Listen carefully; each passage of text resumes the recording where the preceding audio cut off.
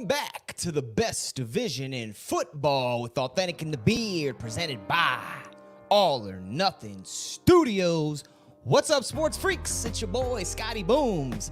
Thanks for tuning in to a very special Thursday playoff preview show. We got 4 games this weekend. Tonight, you're only going to get 2 previews. We go in-depth. You know, Awthentik's been big on these numbers recently, so we need a full slate just for 2 games. It's going to be good and in-depth. We got Rams, Packers, and Ravens, Bills we're talking about tonight. Down to the Elite 8 of the tournament. Let's bring in the talent, the Beard. Got the Zach Morris vibes going on today, my dude. Phenomenal.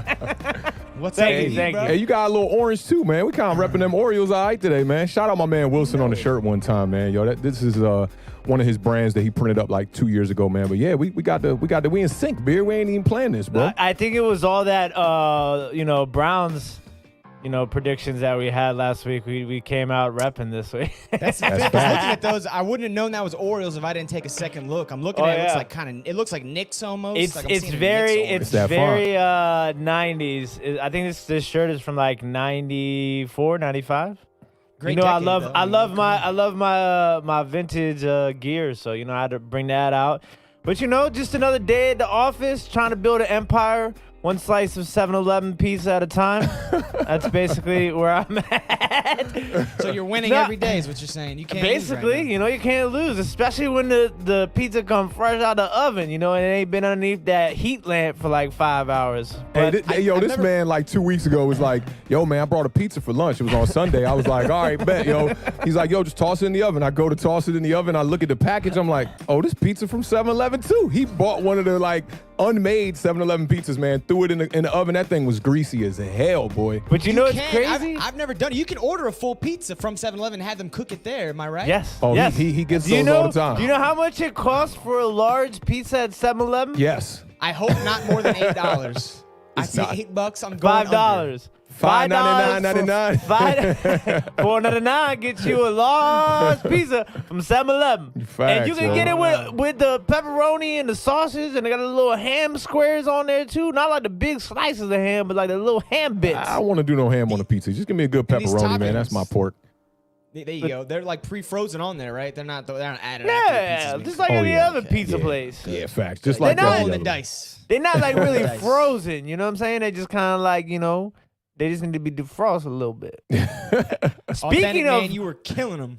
I was gonna say, speaking of defrosted, Doug Peterson got fired as the Philadelphia Eagles head coach. Urban Meyer just got hired in Jacksonville. Yeah. So the wheels are starting to turn here in the National Football League. But I know that we had talked about it. I was saying Doug Peterson was gonna get fired all season long, and then like Awthentik hit me up and he's like, "Yo, news is breaking. Apparently, Troy Aikman, you know what I'm saying, had broken down a conversation he had with Doug Peterson. So it's kind of crazy. What was exactly what you were telling me about Awthentik? So Doug Peterson was on Troy Aikman's podcast today, I want to say, this morning.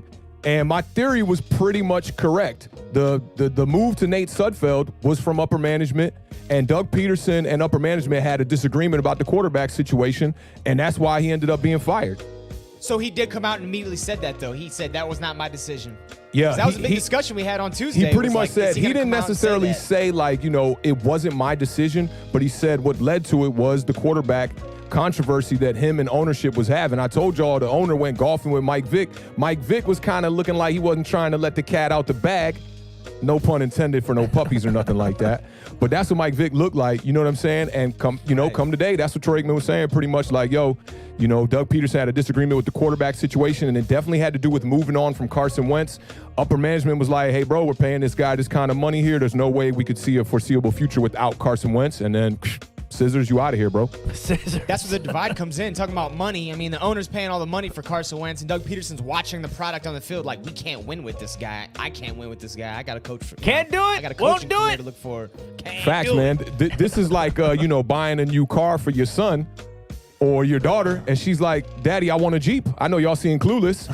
Stacey Dash was like, I need that Jeep. What's her name? Alicia Silverstone? She was like, I need a Jeep, Daddy. I ain't driving no little Saturn or nothing like that. So I don't know if they had Beverly Hills, though, a little different. little different than we're a little from. different. Man, I'll tell Facts. you, that broke my heart. Stacey Dash turned out to be the She was wilding dunce on that one she time. is now Yeah, because she be wilding. when we was growing up, I was looking at Stacey Dash like Stacey Dash. Hey, man, what y'all know about that illegal in blue, man. Yeah, you see, the beard trying to snatch them joints from me. He already I already know. He know. What y'all know about that shout illegal out in to blue? Doug, man. Little Doug, that was his favorite movie. Huh? Yeah, that was back in the day when you had to put it on tape when you was a kid. You had to put it on a cassette tape. Like, man, you seeing these things, cuz? I If you had the guarantee sweet one, you could like do the real quick reverse though. If you double tap it, it'd start like flying, but then you risk the tape just blowing up in there. VHS was a difficult game. I Yeah, guarantee yeah. you 90% of the people out there have no idea what Illegal in Blue is. So when you get I mean, it wasn't no good movie. No, though. no, it it was crazy. wasn't. I mean, but it was Stacey good for Dash. what you watching it for. He But said Stacey go Dash. when you get a chance,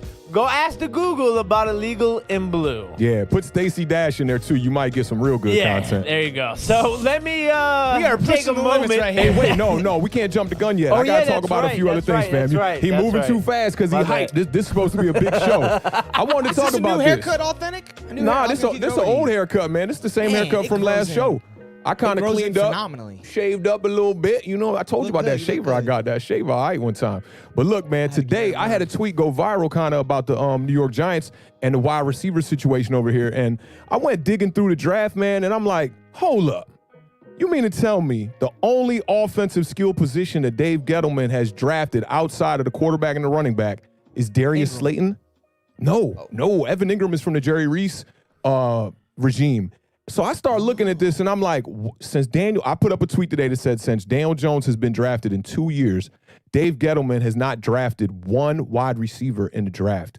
And people are wondering why Daniel Jones is struggling. Man, it went off. I'd say about 90% of people were in agreeing with me, but there was like a 10% that was saying stuff kind of like that. They kind of thought Evan Ingram was a part of it. They thought that Sterling Shepard was a part of it.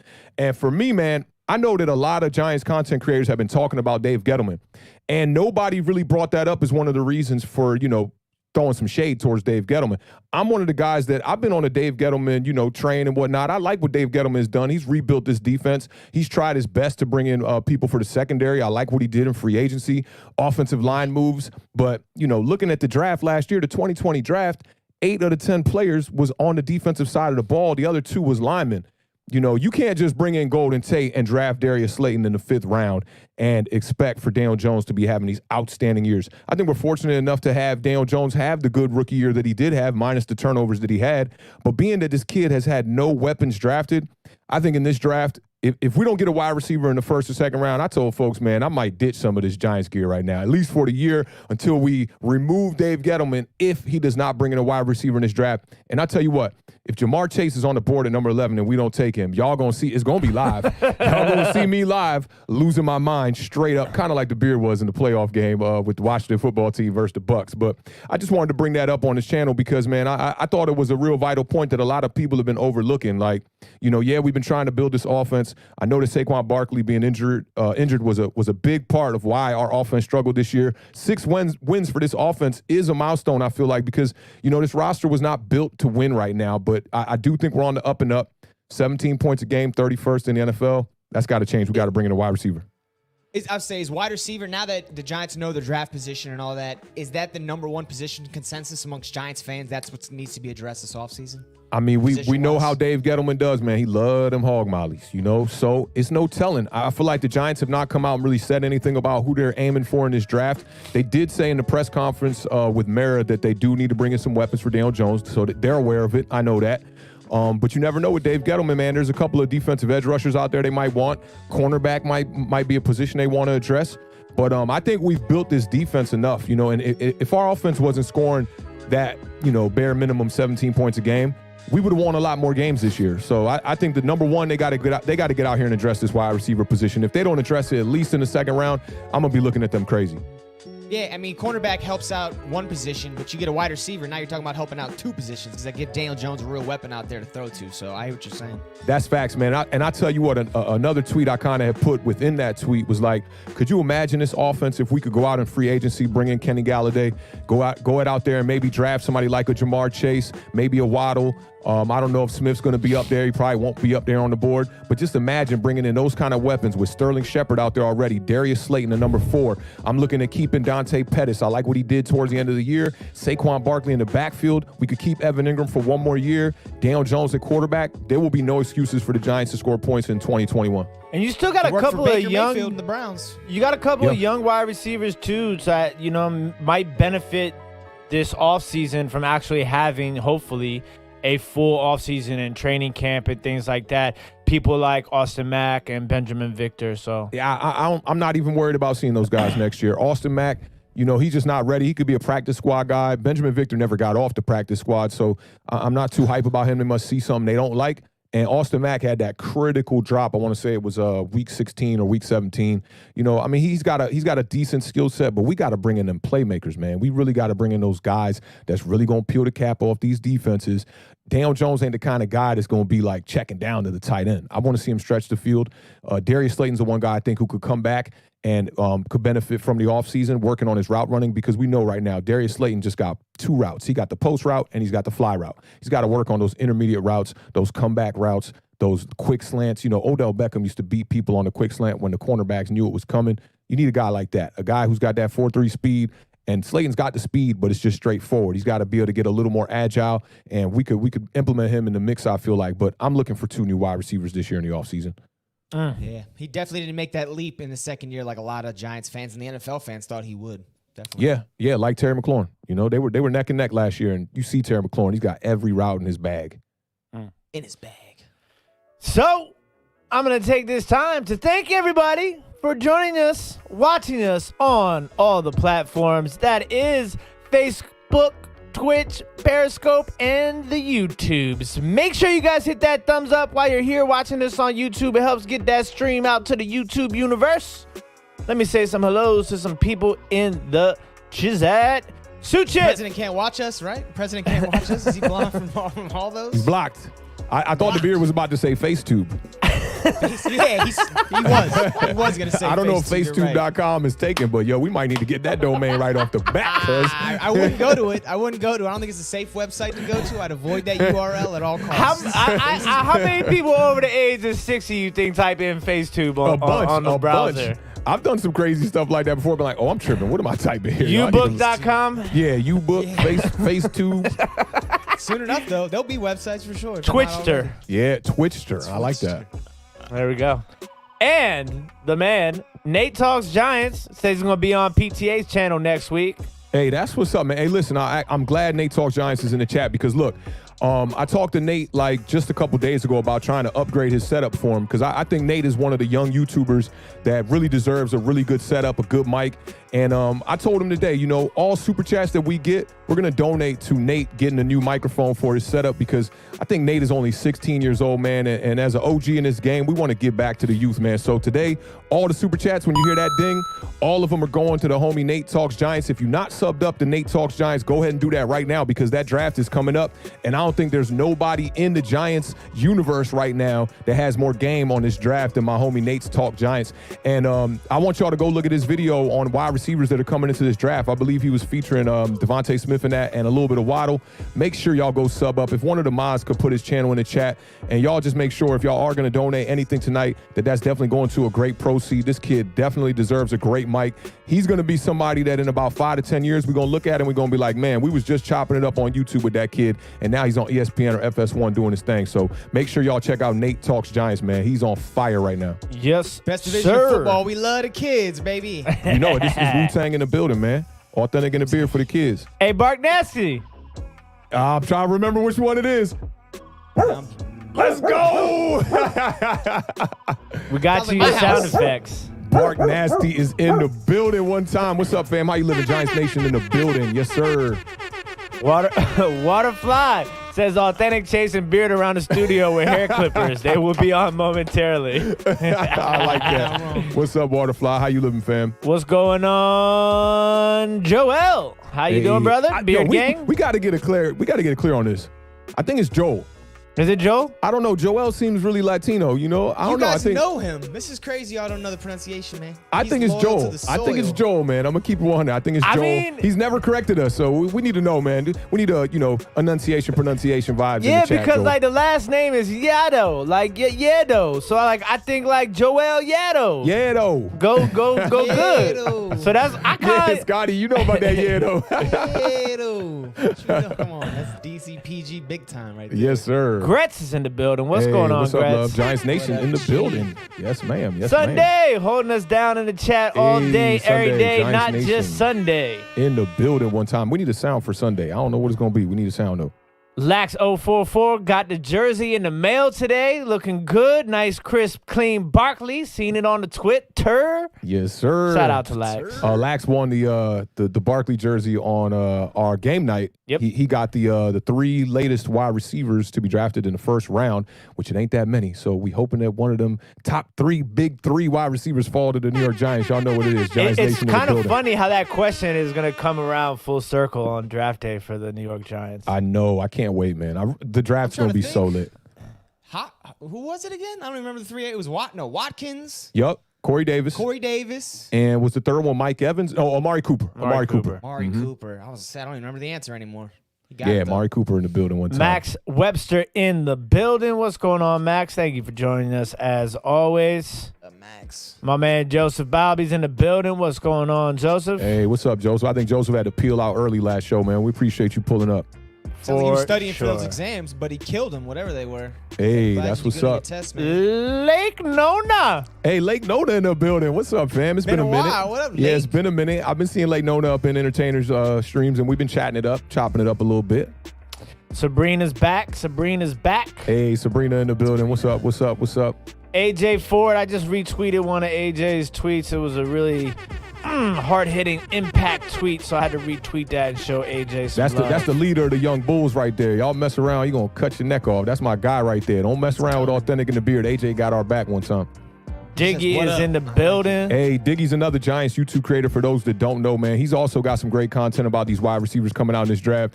He posted a funny meme when I was on my wide receiver rant this morning, I believe it was. And it was like a dude breaking the TV, and it was like, yeah, this Authentic right now, ranting about the Giants not getting the wide receiver. Yo, that's exactly how I was feeling, man. And then I came back to the tweets, man. That joint went up, bro. It went up. So if Ahmad can put Diggy's channel in the chat, that would be awesome, man. I want y'all to go sub up to Diggy as well, too, man. He's got awesome content, and he's representing Washington, D.C. one time. Kalen Dragons in the building. Oh, What's going on? don't you got a way you say that or something? Yeah, what the Dragon. Yeah. 56. Last episode, you're like, I say it every time. But twice, you gotta say it every time. Get over here. Oh, man. My man, what's up, fam? What's up, fam? The sports influencer is in the building. Sup. Sup. Yes, What's sir. going man? on? Shanti Tree is in the building. Hey, win. Aloha, Crazy aloha. What's up, workouts. fam? How you living? Oh, yeah, man. I've been seeing you on Instagram, bro. You've been killing them Awesome. workouts, man. Definition of consistency, bro. That's what's up, man. I could take some notes from that. I got to hit that gym myself, bro. And another man with his own sound effect. Glock in the building one time. Arm, Salute to arm, the crown. Glock. Dangerous. Nerd Cage Live. What's cracking? Hey, what's up, Nerd Cage? He's in the going building one Rams, time. Ravens, Saints, and Chiefs this weekend. Rams, Ravens, Saints, and Chiefs. That's what's up, man. We're going to keep my Saints and Chiefs picks for on Sunday morning on the Parlay one time. Make sure y'all check us out on the Parlay. That's going to be an awesome show. Tonight, we're only going to be taking care of the first 2 games on Saturday, and then we'll take care of those on the Parlay as well, man. So it's going to be a good time on Sunday. Marjorie's in the building. Stat Queen, Giants Nation in the building. What's up? What's up? What's up? What is going on, Marjorie? Jesse Bryan. Hey, Jesse Bryan in the building. That might be a new one. Sugar Tats. What up, Jesse? Sugar Tats.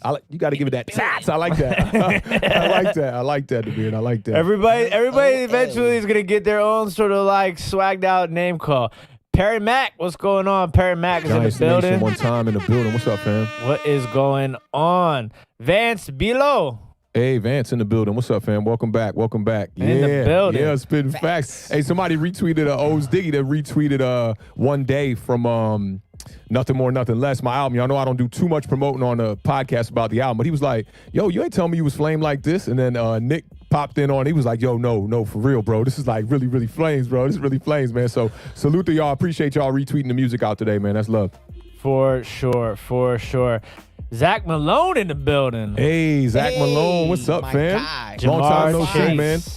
Hey, last time I seen Zach, well, maybe not the exact last time, but I remember Zach was taking off heads Thanksgiving Turkey Bowl. We was playing with no pads. I was just looking at him like, hey, bro, I ain't making no tackles tonight. You can handle all of that, cuz. Because Zach Malone's got no like first gear. It's fifth gear or not playing at all. Like everything he Facts. ever played, he's been real competitive. But he's And he phenomenal beat me in that race out front of your house with Mike Martin. He was running like a 4.3 or 4.4, man. He was flying. I'll tell I ain't you gonna what, lie. that was the most impressive like drunk party race I've ever seen. Because normally they end in disaster. Somebody falls on their face. One Yeah. person like tears their ACL. You guys were all going fast speeds. You had no shoes on, I believe. No, that wasn't me. That was Mike Martin.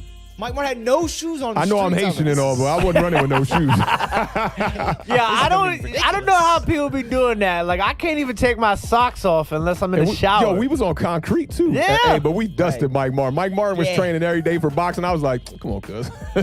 Shout out to Anthony. 5'6", 5'7". You guys are Yeah, like short, 6'2", 6'4". Short, what is that? Not wingspan, but he's got a short stride. Shout out my man Anthony in the building one time. man. Bluegrass pickers in the building. Yes, sir. Los is back in the Watch mix. him go. What's going Hey, on, what's up, Los? Los? Back in the Los building. Boogie. Mo County in the building. Man, I'll tell you guys, my new beard butter, it smells like Fruity Pebbles, and I kind of want a fruit snack right now. I'm gonna get to these super chats before we get into this first game. Lax044 with a $4.99 super chat says, if Smith, Chase, and Waddle are all gone by 11, I want them to draft Surtain or trade down and take Rashad Bateman. I like that. Let's I'm not too mad at that. go, It'll really Giants. surprise me if 3 wide receivers go off the board by 11. That'll be wild, but we'll see how it goes. A lot of teams do need wide receiver for sure. Surtain's a beast, though. He's going to be just like his daddy. Yeah, Good. yeah, that's real. Man, it's crazy. All these young players, kids of players we watched growing up, it's kind of scary. Yeah. It ain't Getting scary. I old. like it, man. See, a lot of folks, man, see, that's the problem. Look, a lot of folks be scared to get old, bro. But, like, when you get old, your mind gets sharper. You know, you should continue to keep feeding your mind. That muscle should never stop growing. I'm all about being the OG. I want to spread that, that knowledge to the youth, and I want to be a mentor to them, and I want to make people skip mistakes that I made when I was younger. I'd much rather be an OG than be in my man Nate's position at 16 right now. I remember 16, Mom Dukes was like, you ain't going out the house. No, sir. No, sir. It makes it easier when you're Nate's age and you got somebody showing you the playbook like you're talking about. Like, here's my good plays, here's my bad plays, Go ahead and Yeah, run your man. offense. And then that But kid, showing him the way. first time I heard him speak. See, this is the crazy part about Nate, and I don't mind talking about him for a little bit just because we're donating all the proceeds to him tonight so he can improve his channel. First time I heard him, he didn't show his face a lot in the beginning, right? So I'm thinking like, yo, who is this dude? This dude just know his football like crazy. And he sound like Ron Jaworski. And then one day I seen him pop up on Tanner's channel and show his face. I was like, ain't no way. And he got a deep voice and everything. He Right. got He's that got a super mature deep voice. voice. I'm just like, yo, it's no way that's the dude, man. I thought he was, what is it, Big Blue in the Bronx? I thought that was Nate for a while. And I used to think Nate was like, like a smart aleck kind. I'd be like, man, he just know too much. He just know it all. Like, More than everybody in where'd he here. go to school at, man? And how you know all this game? But, man, yeah, salute to Nate, man. That dude definitely deserves it one time, man. Big shout out to Max Webster for the $20 super chat. Just wanted to say what up, y'all. You know I love y'all's content. Let's get Nate that mic. That's what's up, Appreciate man. you, You know we're going to do that, and we appreciate fact, you, fam. Fact. Big shout out to Johan Chin for the $19.99 super chat. Say, let's go, Nate. Do your thing, What up, man. I need some more on that Doggy. $9.99. I see 3 nines right there. I said the $19.99. What you want me to do? 19.99? Big shout out to Marjorie for the $9.99 super chat. Say for Nate the Great. Yeah, Nate the Great. He's I definitely like going to that. be great. That's fact. Big shout out to Los for the $5 super chat for the youth. That's what's up, Los. We appreciate you pulling up for that, man. Giving Definitely. one for the youth. And Sunday for the $19.99 super chat. Just had to support Nate. He's great. That's facts, y'all. We definitely appreciate y'all, man. I like my hair's just stood up, and I got a cat hair on my arm from my cat upstairs. But my real hair's just stood up because like I just want to support this kid because he's just so dope, yo. He's so dope. And big shout out to Diggy for the $5 super chat. Say, I want to hear that scarier Terry to the Giants draft reaction I in like HD. it. Hey, that's what's up, man. Shout out to homie Diggy in the building one time. And then another big shout out to Justin for the $5 super chat. Just showing some support for my boy Nate. Did you see the article that came out about Andrew Thomas' ankle problems that he fought through the year? I didn't see the article, but I did hear about it. I know he underwent ankle surgery. I want to say it was yesterday, man. And that makes his rookie season even that much more impressive, man. Salute to him one time, man. He's definitely going to be a left tackle to be reckoned with for years to come. And hopefully it's with the Giants for sure.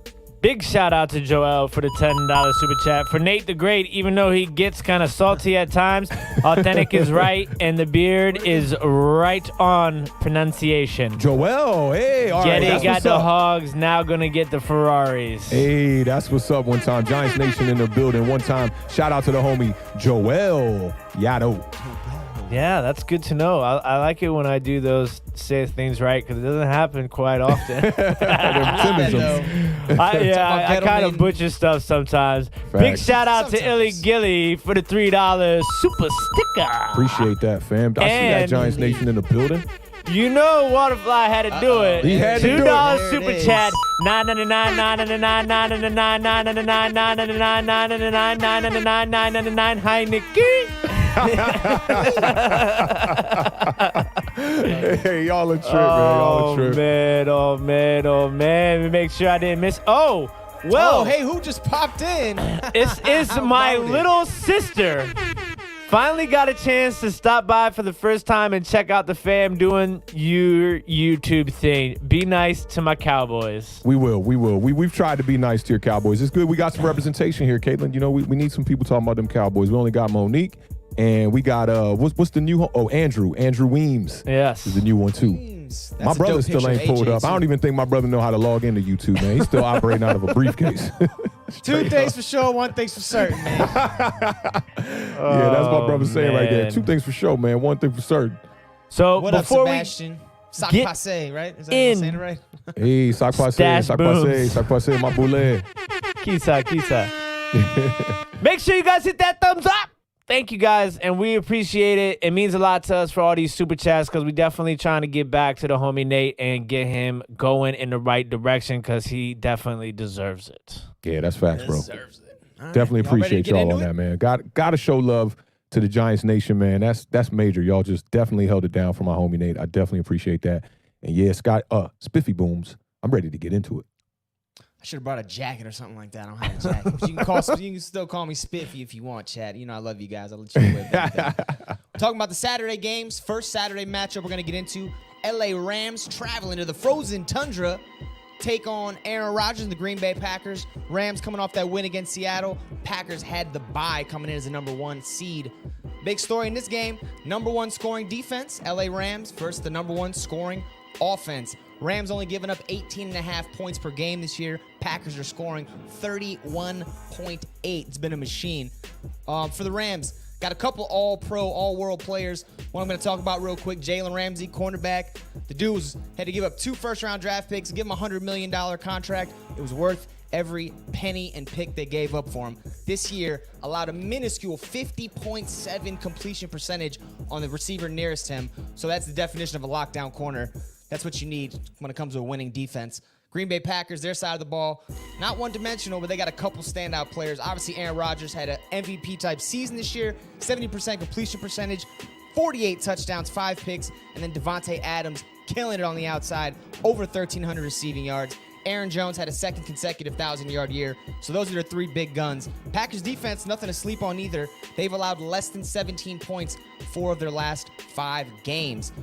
Quarterback for the Rams, John Wolford. He had the stinger last week in the wild card matchup. He's been ruled out. Jared Goff, you wanted to start, you're going to get the start. Something to think about. There's a little nugget. I got a couple nuggets in this game I'll tell you real quick. Jared Goff in games where the temperature is under 35 degrees. 0-2, 0 touchdowns, 5 interceptions. Somewhat of a small sample size. It's only 2 games, but we do know Jared Goff's a Cali boy, and those West Coasters don't do good in the frozen tundra of Green Bay, Wisconsin. I like the way that beat just goes right with them when I'm talking. This is the 4th matchup of a playoff game in the last 50 years between the passing touchdown leader and the defense that allowed the fewest passing touchdowns. So this is not a trivia question, but I'm going to ask you guys anyway. Awthentik and the Beard. One of these two is 3-0. either the passing touchdown leader or the best passing defense in these matchups previously. Which one do you guys think has done better? I'm going to take the defense. I'm going to have to be different and take the offense. It is the passing touchdown leader, 3-0 in such games. Crazy. That should be what jinxes it right there. Big shout out to LA Lou for the $2 super chat. Hey. To use 3, do what you do because you do it well. Much appreciated, LA Lou. Appreciate you pulling up, bro. More importantly, Lou? we appreciate the super chat, fam. Big time. Awthentik, after watching Jared Goff come in last week, came in relief. You know he's got the busted up thumb. He looked okay, had a couple touchdown passes, led him to victory. How do you feel about him being able to keep up with Aaron Rodgers in this offense, scored enough points this Saturday? I mean, I definitely think the hand injury is going to be an issue. I mean, you saw it, on TV when he was holding it up to his next hand, the other day in last week's playoff matchup, and that thing looked like, a Mickey Mouse hand. That thing was blown up. So, I mean, I think that's going to be one of the main factors. But if they can get the running game going, I don't think they'll have to rely on him as much. And he did get named the starter today. I know that McVay was kind of up in the air about who's going to start in this game. But he did get named the starter in this game. But I think first and foremost, man, we got to talk about this defense just a little bit here. You brought up a couple of stats. Number 1 passing defense in the NFL, man. They're only allowing 190 passing yards per game. And going up against Russell Wilson last week, they held him to 11 of 27 for 174 yards. So that's just under their average on the season, which is really good. They were only allowing 1 passing touchdown per game. They allowed Russell Wilson to get 2, but they did get that interception. I forget the cornerback that jumped that route, but you could definitely tell they're studying tape. I mean, that's a coach's interception right there because it looked like he knew the play more than Seattle knew that play. Last week also, I think this was a glaring stat here. The Rams held the Seahawks to 2 of 14 on third down. And that is critical when you're going up against a guy like Russell Wilson. I know Russell Wilson came into the playoffs a little bit cold, started off the season really hot. But the Rams are going to have to clean it up on third down themselves if they're going to want to see a victory out of this game. They're playing a very high-powered offense in the Packers. You talked about it, number 1. Granted, the Seahawks were 2 of 14 on third down. The Rams were 3 of 15. If you add their fourth down conversions into that, they were 3 of 17. They were 0 for 2 on fourth down. Aaron Donald's coming into this game banged up as well. He hurt his ribs in this game. They're saying that it's rib cartilage. I think that's going to be an issue. You got to make moves with your hands at the line. He's right in the middle of the trenches, and I think he'll be able to get a shot probably that'll help him out. They want to, watch out. Don't puncture that lung. Y'all don't want to pull what's my Tyrod Taylor. Tyrod Taylor. Right. You don't want to pull a Tyrod Taylor before the game and lose your best defender on the line here. But he showed up very big in this last game. 3 tackles, 2 sacks with the torn cartilage in the ribs. So I'm hoping for him to be able to be at least enough healthy to get some pressure on Aaron Rodgers in this game. DK Metcalf had a decent day, and I think when you're looking at a wide receiver of DK Metcalf's caliber, holding him to 5 catches, 96 yards, 2 touchdowns, I mean, that's pretty decent. I think the 2 touchdowns is what you want to stop a little bit. But this is the thing, versus Jalen Ramsey, and a lot of people like to think that Jalen Ramsey travels on the field and follows the best wide receiver, but he doesn't. He's kind of like James Bradbury in a sense where he just locks down one half of the field.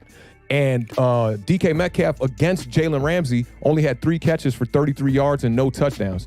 Now, there was a tweet floating around on Twitter about a couple days ago about Jalen Ramsey when he's guarding perennial wide receivers in the NFL in the 2020 season here, including the playoffs. And I'll go over these. So I gave you the DK Metcalf 3 catches for 33 yards, 0 touchdowns. He only has 1 touchdown caught on him all season, and it was from Stephon Diggs, who arguably is the best wide receiver in the league. Shout out to the homie Fisk Vegas one time, told the Giants, I'm going to repeat this as much as I can, that we should trade for Stephon Diggs, and it was 6 days before he got traded to the Buffalo Bills. Let's take this super chat one time. Big shout out to Nick the Wig for the $1.99 super chat. Obviously, he's been listening to some Awthentik Death is Sweeter interlude equals fire, fuego, flame. Fire. Got the kid blushing up here, man. I appreciate y'all. Appreciate y'all checking out some Awthentik, man. That's what's up, man. Nothing more, nothing less.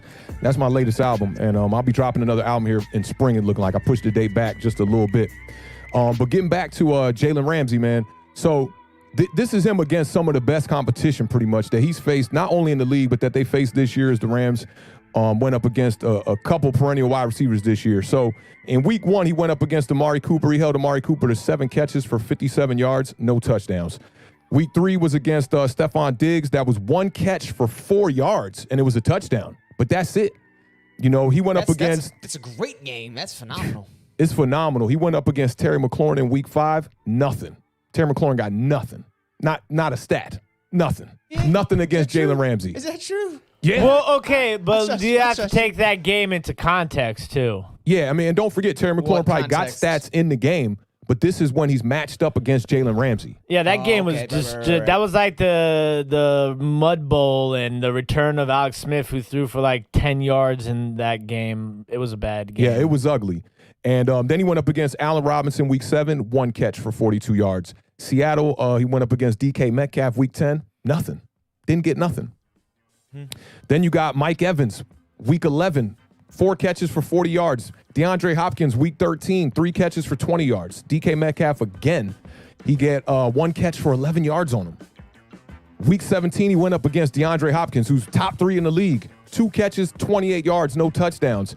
And we talked about DK Metcalf again, and he only had 3 catches for 33 yards. So he saw DK Metcalf 3 times this season, and we're looking at a combined 4, what's the other one here? 4 catches, bro. Didn't he? 70 yards. Didn't Metcalf catch a touchdown on him though at the end of the game in the playoff game? I'm going according to these stats. Maybe it No, wasn't him. unless you can prove it wasn't technically on him. I It was- did see the one. I saw the 1 touchdown he allowed, so I know Authentic's right on that stat. I got that same one written Yeah, down. so you're looking 1 at, touchdown all a year. good chunk of wide receivers here that Jalen Ramsey has completely just locked down, right? Now, I think that if he's going to, and none of these wide receivers ever got 100 yards against him, I think that's amazing. Let's get to that super chat one time. Shout out to Illy Gilly for the $5 super sticker. I like how you It's a I super like that. sticker. Super sticker. That's a super sticker. Yeah. Hey, I like that. Yeah. I like that, bro. Got to do it every time now. Now you Now you got to do it every time, straight Keep up. putting yourself in these corners, man. You got to work your way out, buddy. Yeah. You got to start swinging on these dudes, Tim. Come on. Hey, man. that's definitely facts right there. But now, let me go into this Rams offense a little bit. I think Jared Goff did just enough in this game when he came in. That 9-19, that 999, 919, for 155 yards and a touchdown. I think that's just enough. When you got running backs clicking, like the way Cam Akers did, 28 carries for 131 yards. He had the 1 touchdown. He was averaging 4.7 yards per carry. Yeah, that's all you need your quarterback to do. It's kind of like what I was telling y'all about Ryan Tannehill when Derrick Henry was clicking in the playoffs. He was like 8 for 15, 7 to 14. That's all you really need when you got the running game going like this. And Malcolm Brown did a pretty good job too, 3.3 yards per carry. He added 30 yards on 9 carries. That's solid right there. And the work that he got out of Cooper Kupp, who I was trying to remember who the other person that was injured in that last game was when we were pre-show. I was talking to the Beard about this, and it was Cooper Kupp who went out with an early injury. But hopefully he's back for this game because Jared Goff's going to need him.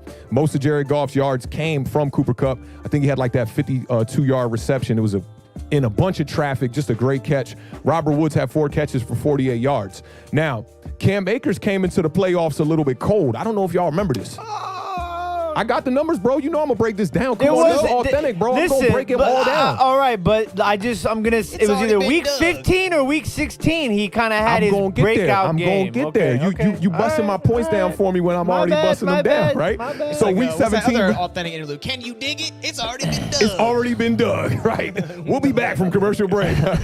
But week 17 versus the Cardinals, he had 21 carries for 34 yards. That's ice cold. You know how Andre 3000 said? Ice cold. Yeah, that's ice cold. Week 16 versus the Jets, 15 carries for 63 yards. That's ice cold. Now, I was going to get to the week 15 game versus the Patriots where he just completely went off. But I'm going to tell you why he came into the playoffs ice cold is because against the Patriots, he had 29 carries, 171 yards, 2 touchdowns. My man just needed a breather. That's all we was trying to get to. He just needed a little break. You know what I'm saying? And that's it. Now, with all that said, that offense is definitely, going to be the factor. If the Rams are going to want to try to get a victory out of this game, we know going against this Packers offense, they're going to have to put up points on the board 100. And before I get to that Packers offense, let's get to this Nick the Wick. Shout out to Nick the Wick with the $1.99 super sticker. It's a super sticker. Super sticker. That sticker's super, yeah. Before we get in deep it. on the Packers offense, let me give you a question to lead into your Packers offense. Maybe Facts. the Beard can answer it too. If this is a big if, but we also just went over Jalen Ramsey's stats. If Devontae Adams gets shut out in this game, do the Packers have a chance to win with the rest of their weapons? Let's go to the Beard first. Beard, take Yes, they do because they have Aaron Rodgers. Okay, now I know that not everybody has shown up for Aaron Rodgers throughout the season, but Robert Tonyan is somebody who he can rely on, especially in the red zone. So that's somebody, that's going to be important for the Green Bay offense. Also, what can happen is drawing all that attention to Davante Adams, and then hopefully if Aaron Jones and A.J. Dillon can kind of get that rotation going and get the ground game going, both of those guys should be considered weapons also. Then you have to think about what that will open up for somebody like Lazard and even more so Valdez-Scantling. Now, I know that there's been a couple of drop issues with Valdez-Scantling at times, but he is averaging over 20 yards per catch. Good that's stuff, major. Beard. That's major. Let's go. So that opens up that sort of big play capability, especially if you got these people that are crashing down on Davante Adams that kind of you can just sneak through that and it opens up the door for a big play. So I definitely think that there's some opportunities there. The only other thing that I wanted to touch on too is the fact that the Rams will get to the quarterback, right? That's just what they do. Last week, they had 5 sacks and 10 quarterback hits against Russell Wilson. And that's pretty crazy in a playoff game, too, especially with somebody who can move like Russell Wilson can. Now, Aaron Rodgers he's not, a Tom Brady, Peyton Manning. He can do a little something with his feet if need be. But the big thing is that, the Green Bay doesn't really allow sacks. Yeah. They've only allowed, 21 sacks all season long. They got one of the best lines in the league for sure. That's the second fewest in the league. The only problem is that one of their key components tore his ACL. And I always Is it left tackle? Left tackle, Bakhtiari. Bakhtiari, yes.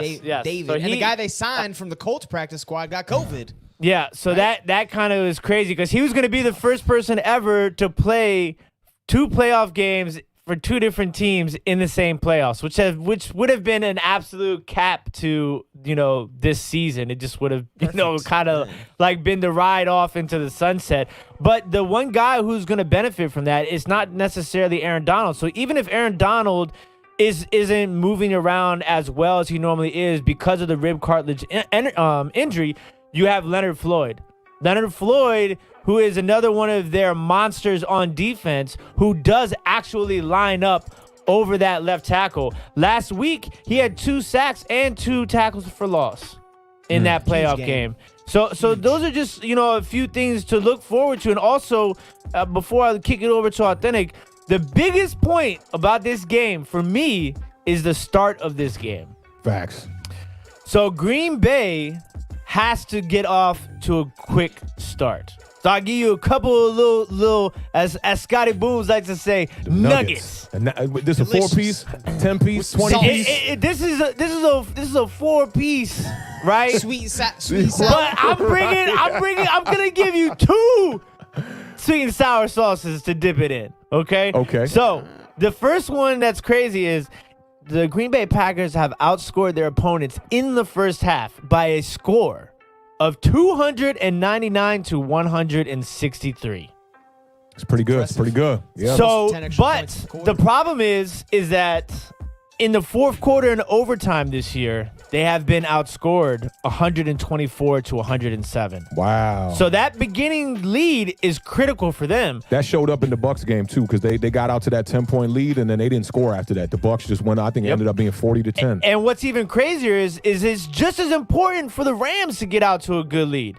The Rams. I think it's more important for the Rams with their offense. They're 37-0 when leading at the half in the 4 years under McVay. Yeah, I do remember them talking about that in the playoff game. He's good, So man. it's going to be interesting to see how the game starts. We do have a couple of super chats, including somebody who got his own sound effect now. Oh, no, wrong one.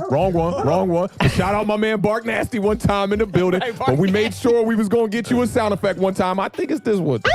Oh! Cody Collins with the $2 super chat. You see Claypool's dumb comments. By the way, I'm not a cop. Yeah. Claypool, he said what? They're gonna get clapped. They're gonna get clapped up. Like No, what? he Come on, basically dude. Claypool said that he was like he thought that the Browns were classless in their win and that he didn't like the way that they was mocking Juju. Well, you know, like I didn't read the entire. I didn't read the entire thing to see what context it was in, but I don't really know. Don't take that much out of context. Either, yo. If you're not ready to take that, you know, and get it back, bro. And then he was like, you know, congratulations, enjoy the win, because next week you'll be sitting on the couch right next to me. Yeah. That's how he finished it off. Clapped up. That's so soft. Like, yeah, lose ain't it? And then come in the media afterwards. Like, if you're gonna lose and you that mad, come fight me right after the game's over. If not, leave it dead, man. You lost. I hate that.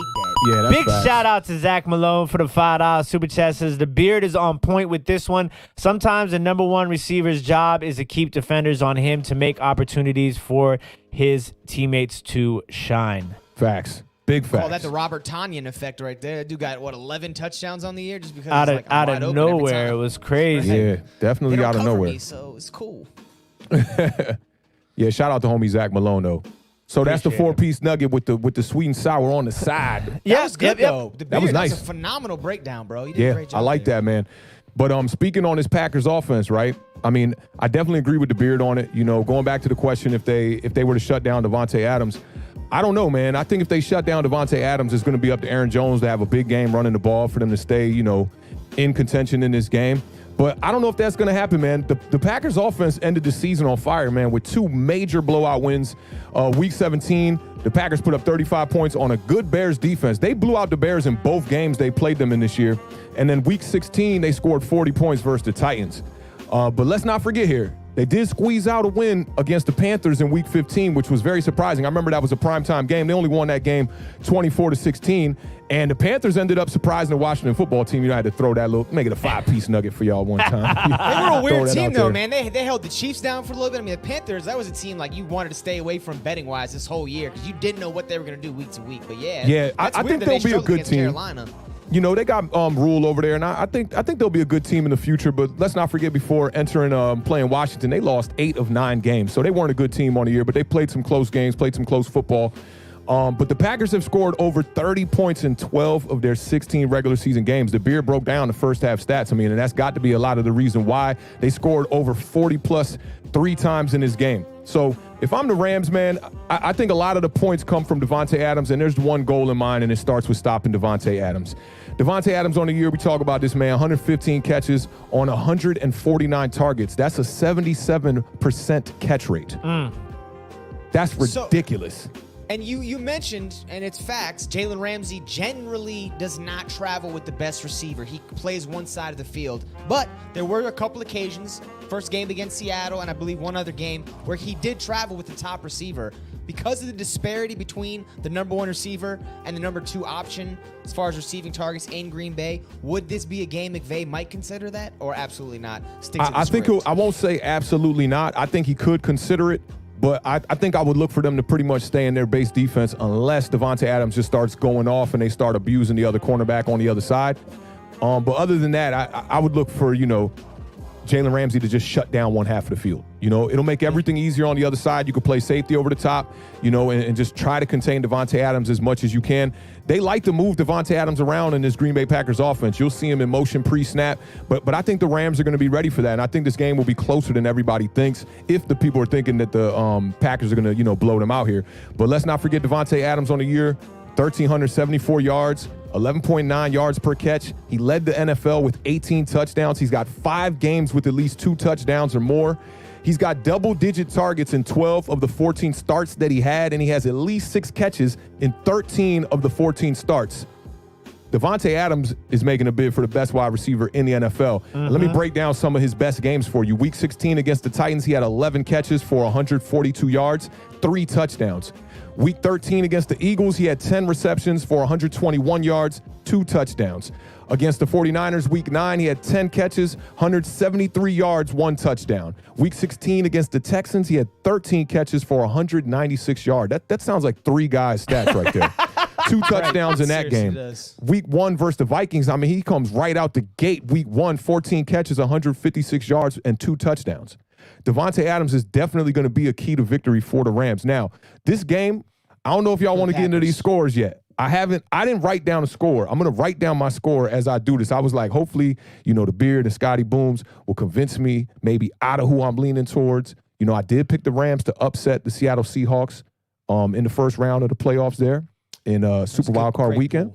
Me and the Beard, we're technically 6-0 apiece here. I know he had to pick his Washington football team. Pride was on the line, but outside of that, we ain't missed no games in the first round of the playoffs. We're still counting that against him. It's just because it's his team. He doesn't have to. Yeah, but for the general public's informationally knowledsoble about future. I love when he do them two adjectives. Informationally knowledgeable. It sounded good when he said it. I didn't question that one. That sounded good. You gotta be smooth with it when you say it like that, though. You know what I'm saying? That way they kind of just be like, man, he's kind of like painting a little bit with their words right now. You know what I'm saying? I don't know if that many people think that when you start talking, but maybe they do. Poetry, baby. He gave the poetry snaps one time, though. Funny part about Davante Adams, if you guys remember, his first couple years in the league, he was a bust. His first 2 years, 57% catch percentage, 53% catch percentage his first 2 years. Didn't crack 500 yards in either one. They were like, wow. They don't know about this kid. But Aaron Rodgers stuck with him. He was like, he's going to be great. He's going to be great. And it took him 3-4 years. But now, like you said, arguably best receiver. I'll tell you, when it was the Green Bay, Tennessee game in the snow at Green Bay, which I think was one of Green Bay's over as a team, their best game performance-wise, just on every aspect of the game. Their running game was insane. That was A.J. Dillon's breakout game. A lot of people, you haven't heard about A.J. Dillon. I kind of threw him out there a few times when Aaron Jones was hurt. Yeah. But he was still not really getting the touches because Jamal Williams was getting more of the burn. But that game, if you go back and look at those stats, you're kind of like, wow. Like between A.J. Dillon and Aaron Jones, they crushed it in the snow.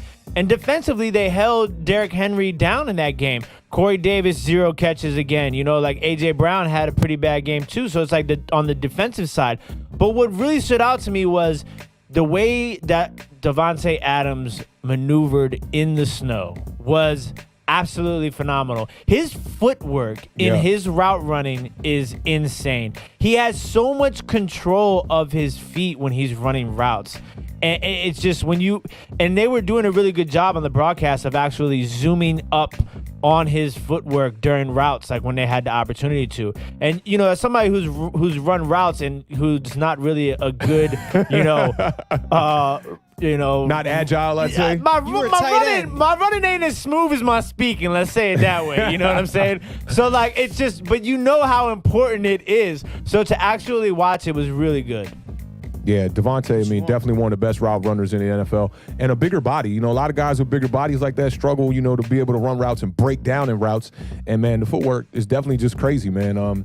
I definitely think Davante is one of the keys, to the Rams are going to have to stop him if they want to see a victory in this game. And I think Green Bay is going to want to target him heavy. I think he is going to have to be a piece of this offense if the Packers want to get a W in this game. And, if there's anybody that's going to stop Davante Adams, I broke it down for you, is Jalen Ramsey. He's the guy to do it. I'm a little bit worried about Jared Goff in this game with the hand injury. I forget, they said he got 3 bolts in his hand or something like that. I think they're pins. Hey, screws. The way it looked like bolts, I'll take that screws much. is bolts. What, man? Same thing, man. Frankenstein. He got the Frankenstein hand one time. But I think Jared Goff's definitely going to have to sling the rock. And it's going to be key to get pressure on Aaron Rodgers in this game. So, Aaron Donald is definitely going to be a key factor in this game. If the ribs is giving him trouble, making his moves at the line, I think he's going to have to do something about that. I would hate to see him have to come out of this game. I think it gives the Packers a great chance to win this game. I'm trying to think if I'm going to roll these dice, Scotty Booms. Before we start playing craps, who is... Well, he said roll the dice. Who is Lucky Seven? Who is going to be the backup? Is Wolf of Wall Street completely ruled out? Who's going to be the backup? What happens if he re-aggravates the thumb? I don't know if he's ruled out, but he hasn't been practicing this week. Yeah, it says it's out. When I look. Oh, well, there you go. Then he ruled out for sure. Maybe a practice squad, maybe Taylor Heinicke Jr. I don't know. That's going to be interesting. Who do the Rams have as a third? That's a good question. Who knows? Shout out to L.A. Lou. L.A. Lou, you might know the answer to that question. Is it Bryce Perkins, rookie from University of Virginia, maybe? I don't know. Not a real LA person. Lou, $5 Bryce super Perkins. chat. If my Rams had a running game going, they can keep the ball away from Aaron Rodgers, which, with the Rams pass rush, may be doing him a favor. Man, L.A. Lou about to give me the Interesting juice thought. right now. That's a great point. I mean, that's something that It you just is. can't ignore. That's for certain. Lax says Blake Bortles. Oh, Blake Bortles. It is Not Blake bad. Bortles. Not bad. Not bad. That's a great I thought first Blake stringer. Bortles was the backup in Tampa Bay, or is that Blaine Gabbert? I get all them mixed up. I think that was. All Wait. bees. No, Blaine. Blaine I thought Gabbert. Blaine Gabbert was in Jacksonville. Who was the one that looked like Matt Ryan? that's Mike long man. Glennon. Oh, That's that's Mike Mike Glennon. Then it is Blaine Gabbert. That's with the All Bucks. these- They all the same. Man. They all their Right, names they're got the really all same the same. actor ring to it too. Blaine Gabbert. Shout out to Illy Gilly for the $2 super chat. Great preview to the weekend. Hope to catch you soon. Appreciate you pulling up, bro.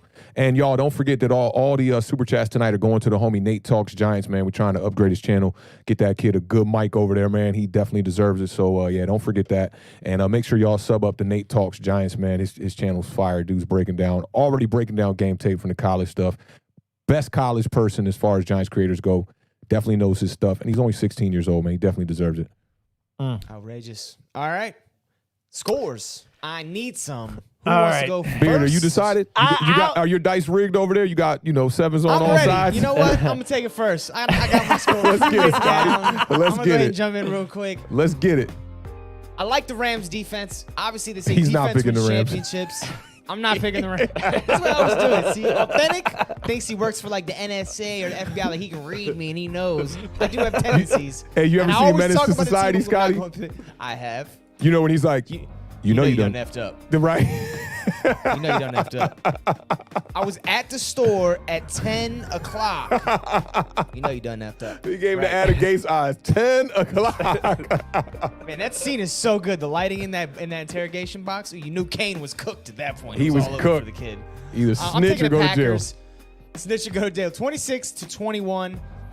I'm not super confident about this pick, but the Rams offense is what worries me. Jared Goff's obviously got the limitation with the hand, got the injury, and cold weather. One thing about breaking bones and having surgery, cold weather is not a friend. You wake up in your bed in your house with your heat, and you're already feeling the outside weather. So I don't have a lot of faith in Jared Goff being able to put up enough points. Give me the Packers 26-21 to advance to the NFC Championship game. I like Beard, that you are close ready pick. now. Big shout out to my man Kyle Key for the $5 super chat. Says, let's get that kid a mic. Facts, man. Definitely deserves it. We appreciate you pulling up, Kyle. Appreciate the super chat one time. This is going to be a legendary show, man. I'm telling you, we're going to look back at this in 10 years and be like, man, we hooked up the kid Nate, and he's going to be killing the game still. Big Don't shout forget out all to about LA us. Lou for the $5 super chat. The Rams lockdown secondary consists of Jalen Ramsey, Darius Pick Six Williams, I and like Troy that. Hill. He frats D has become a scoring D. A lot of D going on. Slanging the D in that super chat one time. Shout out Shout LA out Lou. to Ahuma stepped in the building. Says congrats on your new gig, Scott. Hey, what up, Hey, Ahuma? what's up, Appreciate Ahuma? How you my living, guy. fam? Appreciate you. Einstein in the building. One time. J-Mo, 2 shots. What's up, boy? All right, so it can be a number, the beer. It can start with a 1 or a 2 or a 3. And then it's got to come with another number. You just give me, I need 2 of those. It can't be a 4. Could be It could be a a 4. 4. It could be a 4. Could be a 4, but it's not. All right, look, I battle back and forth on this game, and a lot of this battling came because I thought, for a long period of time that the Los Angeles Rams were one of the more well-rounded teams in the NFC division. But their offense at the quarterback position just seemed to have dropped a little bit towards the end of the season. And with the way Jared Goff was throwing that, football last game, it scares me. It really does scare me. So that's kind of like deferring, not allowing me to pick the Rams to move on. And I just think that Aaron Rodgers and Devontae Adams, no matter who you put on them at this point in time, there's this certain level. You got to have that level, that Moxon to tweeter sort of connection going on. You know what I'm saying? They have it. And I just don't think, even if they hold them to a semi-low score, in what they're used to doing over the season, I just don't think the Rams can score enough points.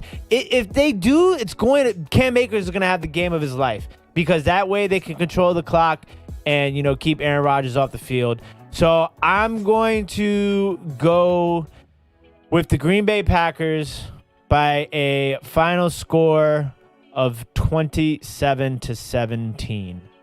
I got to give a big shout out to my nephew real quick. He's watching on my sister's account. What's going on, AJ? How you doing, brother? Isn't it? That's his picture on her profile. Yeah, that's him as a baby. Yeah. What's up, AJ? How you living, man? How you living? I heard you was banging them drums. I heard you put them drums down for a little bit, though, man. You kept the neighbors cool now.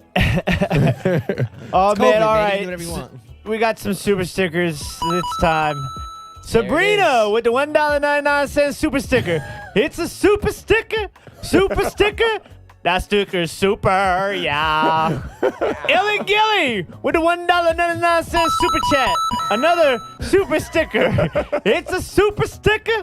Super sticker. That sticker's super, yeah. Hey, Authentik, it's like, you know you done effed up, right? I know. I don't know why I did the first time. You with them super chats, LA yo. Lou with a $2 super chat says, meant to say the Rams D has become a scoring D. That's going to be important, too. It's going to be really key for them. If they can score some defensive points, it's going to be crazy. I just be drawing pictures over here. I just be acting like I'm right. Just drawing pictures over here. What's going on? I thought you were sending me a text. I was looking at my phone like, oh, I'm messing up or something. Authentik's about to send me tighten it up over there. All right, man. Y'all know the saying, right? Y'all know the saying, right? Scared money. Don't make money. Don't make money.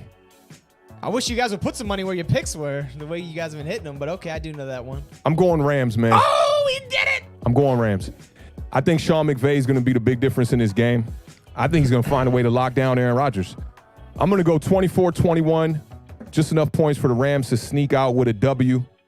And y'all know what it is, man. Scare money don't make no money, man. Giants Nation is in the building one time. We're either going to be super wrong or super right. You were super right last week. Remember you texted me, you said, I'm picking Rams. And I was like, what are you doing? And then he broke it down 5 stats in a row about why the Rams are going to beat the Seahawks. I said, let me take a step back. This one is more risky. I ain't gonna lie. This one is more risky. It's supposed to get harder and harder, though. Teams get better and better as we get along, you know? That's what she said. I think, man, this one is way more risky than picking the Rams against the Seahawks because Seahawks were coming into the playoffs a bit cold. Packers coming in super hot. I know how you was telling the Beard, he needed to pick starting with number 1, number 2, number 3, but don't forget, Packers scored 40 points 3 times this year, so I better go with that 4. Shout out to Nick DeWick for the $1.99 super chat. How much money for Scotty to do the WAP? Oh, nah. Hey, hold on. We don't do that over here. I saw that WAP come across my timeline. I said, man, no wonder Waddle out here hobbling his way to try and get catches, man. Nah, we don't do that, cuz. We don't do that. We ain't that desperate for the clicks over here, cuz. This Authentik in the beard one time. Giants Nation is always in the building. Man. He just likes it when I call for the scores. We always use he's talking about a certain YouTuber. Version. He's talking about a certain YouTuber who was actually doing the wobble on his Twitter account, looking wild as hell, looking real crazy. Yeah. One of those videos that'll come back to haunt you in a few years, for sure. It'll get you. I think you skipped the waterfly $9.99, my guy. Did I skip a waterfly? No way. What he said. I see it up there. I'm going. Oh, here it is. Whom got the Rams too? It's a $2 super chat from Waterfly. I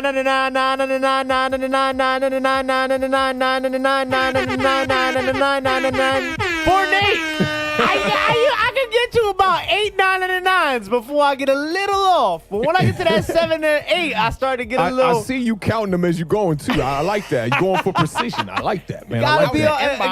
They paid the super chat. I gotta read it how I see it. That's facts, man. Shout out Waterfly with the $2 super chat one time for the homie Nate, man. Fantastic. All right, so the Beard and me took the Packers. Authentik went with his Rams. They did him good last week. See if they can do good again for him. Any last words on this matchup, gentlemen? I think it's going to be a good game. I think we've reached the point in the playoffs where it's playoffs. And that's when I like that. We've reached a point in the playoffs where it's playoffs. It's not wild card. I do know what playoffs. You're saying here. The winner of this is definitely going to a conference championship. That's major, man. Everything's going to be on the line. You're going to see ramped up football. This is going to be high intensity, high speed, strong hitting, deep throws. I cannot wait. For Saturday. It's going to be amazing. And we got 2 days of football again, man. This is a great way to end the year, man. And you know what else is good too for somebody like myself? The game is at 4. I'm gonna say it's 4:35. Is it 4? 4:35, and then the Ravens game is at night. So that allows me to wake up at 5:30 in the morning and go to the flea market. So. Yeah. I don't know if it's Sunday or Saturday. One of them games was a little bit earlier than the normal night games. It was at like 6. I wonder if they're doing. I think that might be the Sunday games. Yeah, it might be Sunday. Yup. Yeah. So, but I'm good on that one. I like the 1 o'clock games. 4 o'clock's too. I mean, I'm an early riser, so 4 o'clock. I'm waiting around all day for that game. Yeah, I'm with you on that, man. I'm not quite the early riser, but I like getting up and being like, oh, we got to get to that football. I like that, 1 o'clock games and whatnot. Yep. West Coast. All right. Let's get to a quick commercial break. We're going to come back. I got some trivia time. I know you guys missed it the last couple episodes. We're bringing it back. Hang tight. We'll be back in about 14 seconds.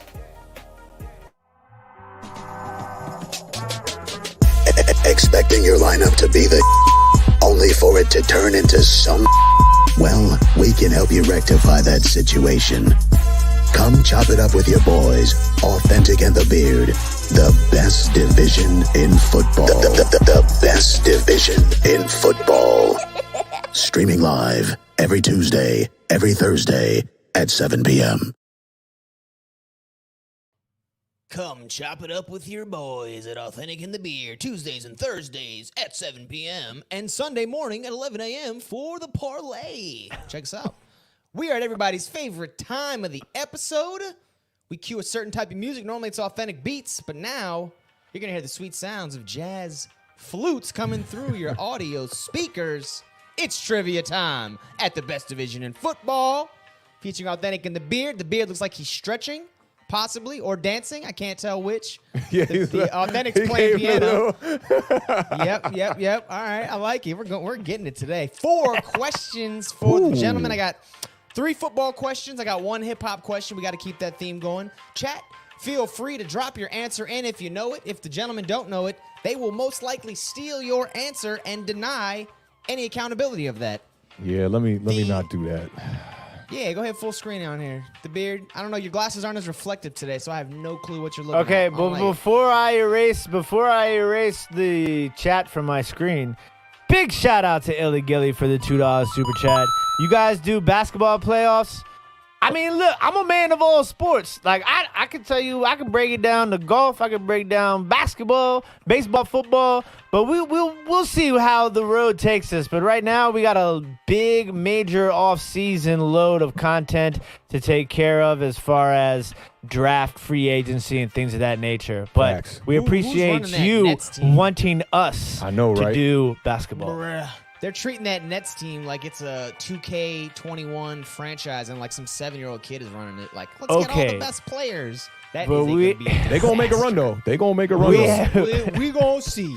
We going to see. James Harden going to have to lose like 20 pounds before they start. He's going to make a run. He needs to go on a run. Facts. That's facts. But they are in the East, man. They are in the East. East ain't like the old East, though. It's a little bit better. But a little bit. A little something. Man. Now we got James Harden over here. We'll see how it goes. All right. The Beard, are you ready? Yes, sir. I am ready. Awthentik, are you ready? Born ready. Born ready. Let's play trivia. You guys got chalkboards and chalk all set up? Of course we do. I am Jason Bourne. Look at how small your chalk is, man. You got to get a bigger one than that, the Beard. All right. Yeah, we got some more chalk over there, I be writing all the answers. You remember the first day he got the chalk? He was like writing his first answer. On the second letter, he broke that joint. He's like, man, I ain't wrote with chalk in like 20 years.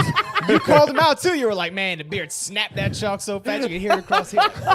What was that sound? I need one of them chalk, the plastic things you put the chalk inside of to hold it, sturdy like a split for true OG, chalk. man. If you can't write with the chalk right here to make your hands look mad ashy, you know what I'm saying? Just go get a Black and Mild or something and just get the tip of that, and you can use the tip of that. Wood tip. Right there. Wood tips. Oh, the theme of this trivia tonight is called Second But Not Forgotten. This is all about NFC or NFL teams still left in the playoffs, about the stats from this year. Second, not first, is what we want in these questions. Question number 1. Who had the second most rushing yards for the Baltimore Ravens in the 2020 season? Lamar Jackson was number 1. Who had the second most rushing yards? Not total yards, not receiving yards, not carries, rush yards. Trivia, you guys look great tonight. Thanks for coming out. Everybody dressed up, I see. This is Almost tough. Friday. I might get this Thursday wrong. night. I'm trying to listen to what the beard is writing so I could guess the letters. That's why I always write out like extra words. Throw Awthentik off the trail. Draw pictures on the side. You're so smart, man. I tell you what, you're just so smart. I know. I'm gonna erase what I was starting with, and this might be wrong, but we'll see. You guys ready? Almost. Hey, chat. I You mean, guys it's- are just like throwing up wrong answers all over the place. I can't lie to you. Same I don't think I've time, seen the game correct time. Answer yet. Same time, game time. Chuck them up. In Gus we trust, and Gus Edwards is incorrect. JK, You guys huh? Oh, in it the is chat, JK. I got all y'all. JK had 10 less carries. He had 805 rushing yards. And Gus had Edwards finished with 700. 723. I got cute Don't with sleep on it. Dobbins, Me too. man. I Dobbins, wrote 6 yards JK a carry. first, and then I erased it. Ugh.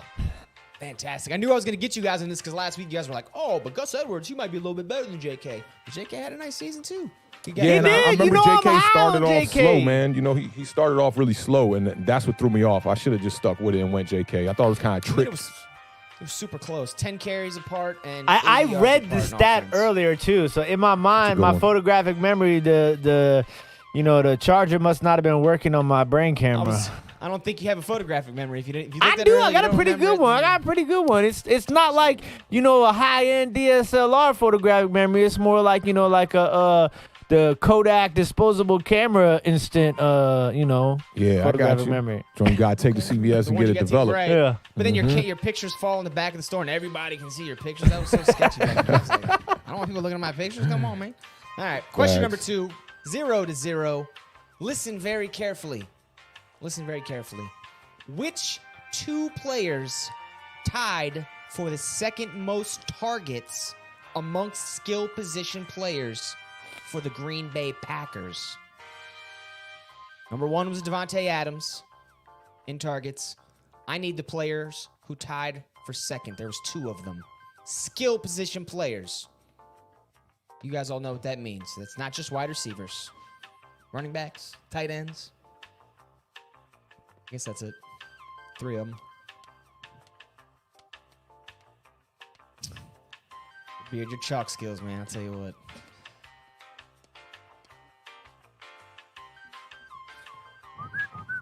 Mr. Mini Guy, I don't know. You got to give something, buddy. Roman, that's 1 answer. We need 2 answers. See, Nate Talks Giants in here. You know, he crushed it when we had our trivia night, so he's back tonight throwing out answers, looking good. Night You got train. that. Same time, game Train time. lane. Same time, game time. You guys ready? Yeah. Flip them over. Let's see them. Tonyan and Jones incorrect. Aaron Jones and Lazard also incorrect. Marquez Valdez-Scantling and That Aaron bum. Jones, 63 targets each. Robert Tonyan had 59 right behind him. I thought he missed too much time to get that many targets. That's interesting. Bang, bang, bang, bang. Bam. Stumping him tonight. Scotty Booms might just sweep. Trivia time. We will see. Question number 3, last football question. Of all 8 remaining playoff teams, the Los Angeles Rams lead with the most sacks on the year. They had 53 sacks as a defense. Which is the number 2 team in sacks? They got. What's the correct term? left. I don't even know. 4 sacks, I guess, or yeah. 4, sacks. Sacks, I guess is what it is. Who has the second most sacks amongst Who has teams the second remaining in most the playoffs? sacks? Yeah. Like, there's no verb that goes in front of that. Sacks. Who got them sacks? All right. Oh, Take a Authentik's peek. looking Take a left. peek at my notes. So, so Not let an me open see. book test here.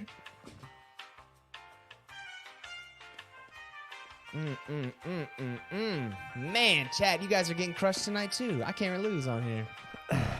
I don't think one of you guys have got it yet. Not talking about Saturday teams either. This could be a team playing Sunday, so I don't want to trick you guys up on that.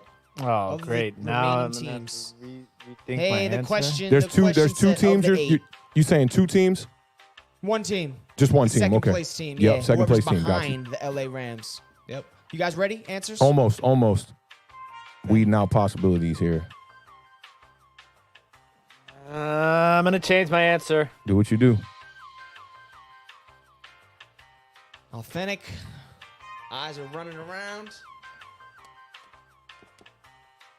Titans would be a good answer, but they are not in the playoffs anymore, so it's not. All right, I changed my answer. Let's do this. Same time, game time. Cardinals, nope. All right, flip them. Let's see it. Mardi Gras, that'd be New Orleans. Incorrect. Borsa code, the Saints, no. Is it Hey, Bucks? was it the Ravens? It's the Tampa Bay Buccaneers. It's the Bucks. Oh, it is Yeah. the Bucks. I got that Bucks before, you know. They had 48. We talked about it a little bit on the pregame or the preview for last week, but yeah, Buccaneers 48. Rams had 53. Tough question. Man, we're a little Some people rusty. got it down there. Yeah, we're definitely a little rusty. Drew Pierce, shout out Drew Pierce. J-Mo got it. Ash Money Records, that's hilarious. He got it. Ash Money Records, that's the Mike G right Jones, there. What's up, man? Who? Mike Jones? Killed it. All right, good job, guys. Man. Is that the question? Scotty What's the Booms. phone number from Mike Jones? What is it? 385-64. 876 You're not Nope. even rapping the way he rapped it. No. Call Mike Jones, I'm on the phone. I don't miss those days. I can't lie. 8004. No. Hey, that's it. No, you're right there. That's the last four for sure. 45 Look, when somebody asked Awthentik if you had some lottery numbers, I almost went in there and put 45, 47. Boop, boop, boop, boop. All right, so we got one more? 750. So yeah, one more question. Jackpot's 750 million, I believe, right now. So go get your It's a tickets. combined between Powerball and Mega Millions is a combined $1.39 billion. Hey, y'all know about the bad luck with people who play the lottery, though. A lot of them people lose that money. That's I don't know if 'cause y'all they're saw idiots. the True Hollywood story. I seen them, yeah. I'm going to tell you what I think it is. It's just like a product of people who play the lottery. You know what I'm saying? Like, That's a big part of it. That's a Yeah. big part of it. That's a big you know, part. I'll you a tell dude what, who just know how to blow bread. I wouldn't What if last you a year. just like one of those dudes though that like, I gotta get some gas, and then you walk in and They ain't you see winning it the and it's lottery like like that. 700 million. I'm like, I might as well prop Hey, $2. first time I ever played lottery, let me just scratch this off and win $750 billion. Nope, not going to happen. Hey, Authentic, man, whenever you get that ticket and you win that 750 and you're like, I don't want to go down that rabbit hole, you call me up, boy. I'll take it off your hands. No problem. No Got problem you. You at already all. know. Got you. My God. $750 All right, million super chat. Right now. Nate, you about to have the best Elon mic in the Musk. country. Right. Way better than our setup. All right, question number 4. We got a hip-hop question. We like to do the hip-hop questions in here as well as the football ones. Question number 4. Which record label, did rapper Hopsin sign with before he created Funk Volume with Dame Ritter in 2009? Hopsin originally in 2007 signed Yeah. I with know the record label. Damn. Stayed with them for 2 years, then created Funk Volume with Dame Ritter. The Beard, I don't think you have an idea. Dog. I'll stop. No more hints. I think it's like when I give hints for Dog. hip hop. Nah, for this one, I don't care because I don't know it, but I know whose label it is. That's the thing. I know whose label it was, but I can't remember the name of the label. Oh. Got him, I think. I think I got one word right on this. Do you guys want any hints on this? No. I don't even know who the rapper We'll is. just go wrong. We'll just go wrong. Worst gonna worse, and we'll be what, 0 for 4? Whew, good gal. You never heard of Hopsin, the Beard? No. Oh, you're terrible. Okay. He's the dude who wore the Man, contacts and he kind of was dissing people on his first See, couple the records. reason I want to give you this, the Authentic, is I think you have the wrong answer, number 1. And number 2, this one is not specific. It's not going to help you guys that much, but it will give both of you answers. But you don't want it. Nah, Same time, game time. Okay. same time, game time. Same time, game time. Let's do it. Throw incorrect. You guys wouldn't get this. This is a tough one to get. This is a very difficult question. I thought by now we'd have some points on the board. Nope. It was Ruthless Records. Really? Easy. Was he Easy's never? widow Oh was running man, it. I might. She was I'm running that thing. gonna look this up later because there might have been a transition there between that before he started Funk Volume. I want to say he was signed to Tech Nine's label. I might be wrong though, for real. I might be wrong, but I want to look it up. I Make sure. did a little bit of research. I didn't go deep into it. I might have gone as far as Wikipedia, Authentic. So if you find a correction, we will do a correction on the show on Sunday morning. And I'll take For my now, L. we're But as it taking is, Ls. Scotty Booms with the 4-0 sweep. Let's go. How Man, about that was trivia tough. time? Did I miss anything going on at all in the chat while we were away? Because I have 150 missed chats. A We bunch got of a super guesses. sticker from Illy Gilly. Oh, true. Okay. Oh, my bad. I should Here we be go. staying up on top of that. I feel Illy good. Gilly, That's all thank good. you for the $5 super sticker. It's a super sticker. Super sticker. That sticker's super. Yeah. I'm going to love that. I'm Loving going it. to love that, yo. You know you done effed up. Yeah, messed up, you man. said 11 They o'clock. got you. All right, trivia time. Oh, Always a man. good time. Sebastian, you know I stump him out here. The king of quiz, Scotty Booms. I love that. Let's the take- king of quiz. One more commercial break. We're going to come back. We got the Ravens-Bills preview. Hang tight. We're going to get you out of here shortly. We'll be back in about 15 seconds. Don't go anywhere. Your wide receiver on IR? Aw, shucks. Your running back keep fumbling every week? Man, damn it all. Well, come chop it up with your boys. We are waiver wire tight. Authentic in the Beard. Every Sunday morning, streaming live at 11 a.m.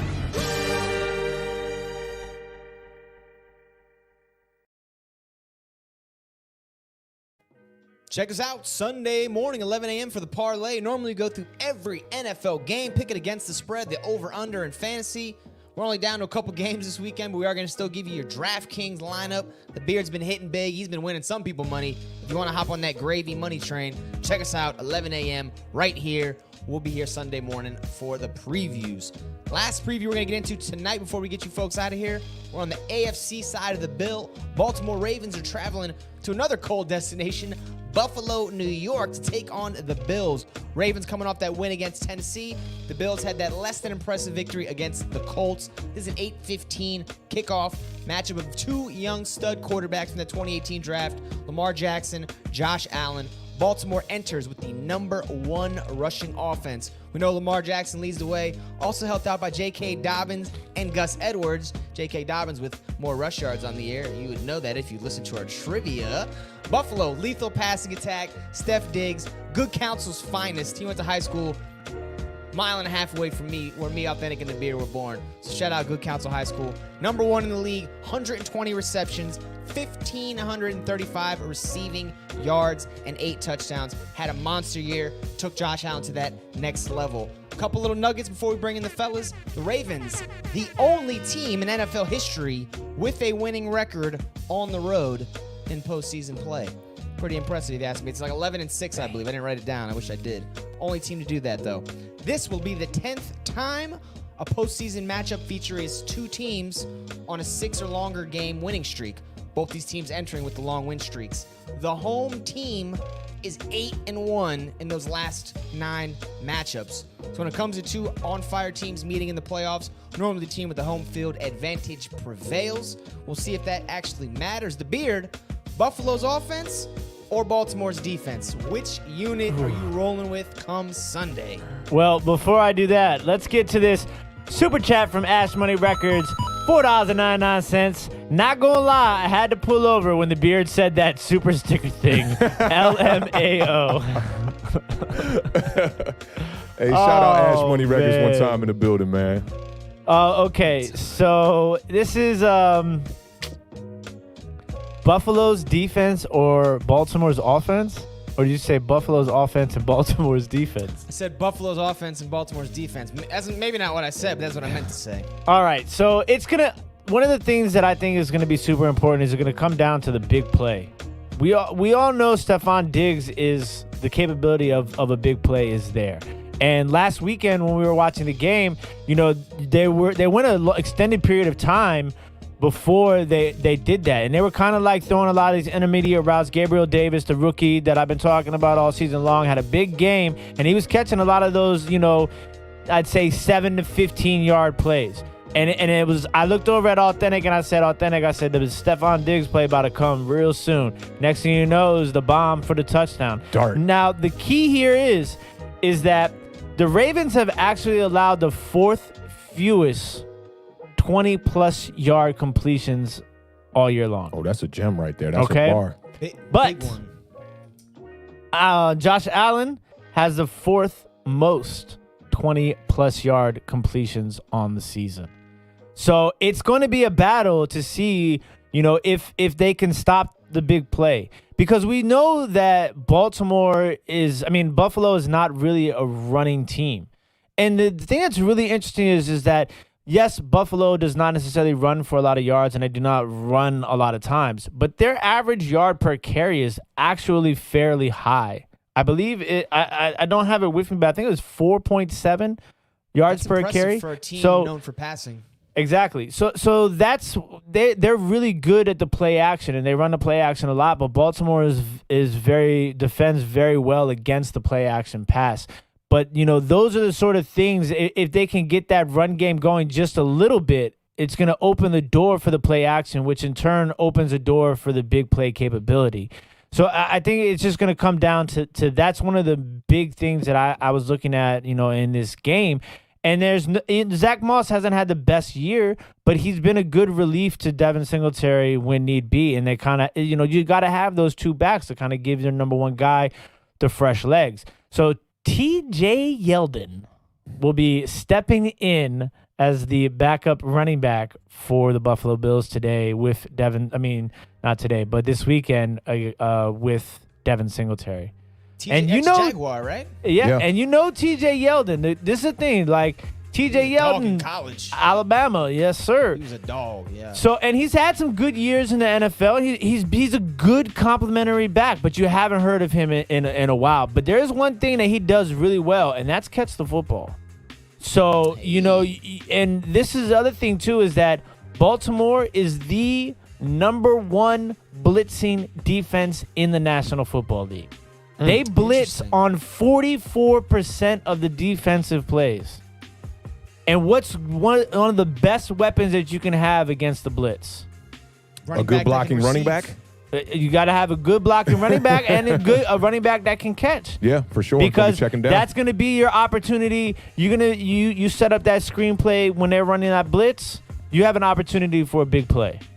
So those are just some of the little things that I was looking at when I was breaking down this game. Because to me, when you get into the playoffs, this, like I said, this the playoffs version of the playoffs. You know what I'm saying? It's the little things that make big differences. They don't say that this is a game of inches for no reason. Like when you need to get to the Super Bowl, it's these little things that you really got to pay attention to and you have to execute on. And Josh Allen you cannot turn the ball over. That's the other thing. Hey, Gressa, can we get an end of the season compilation of the trivia special matchup? Definitely gonna have that. We're gonna do a playlist that's got all the trivia definitely by the end of the season one time. That's gonna be fun. Yeah, that's gonna be dope. Against top 10 defenses this year, the Beard, I'll let you finish up. Against top 10 defenses, Josh Allen 5-0 this year. Beat Indianapolis, Pittsburgh, the Rams, Chargers, San Francisco. So he's beating some good defenses. And another thing too, red zone. Balling. Red zone's gonna be key. Buffalo struggles offensively in the red zone. Yeah, but Baltimore's not big receiver. But Baltimore's not really good at defending in the red zone. They're like middle of the road. So that's an interesting matchup that you want to look at as well.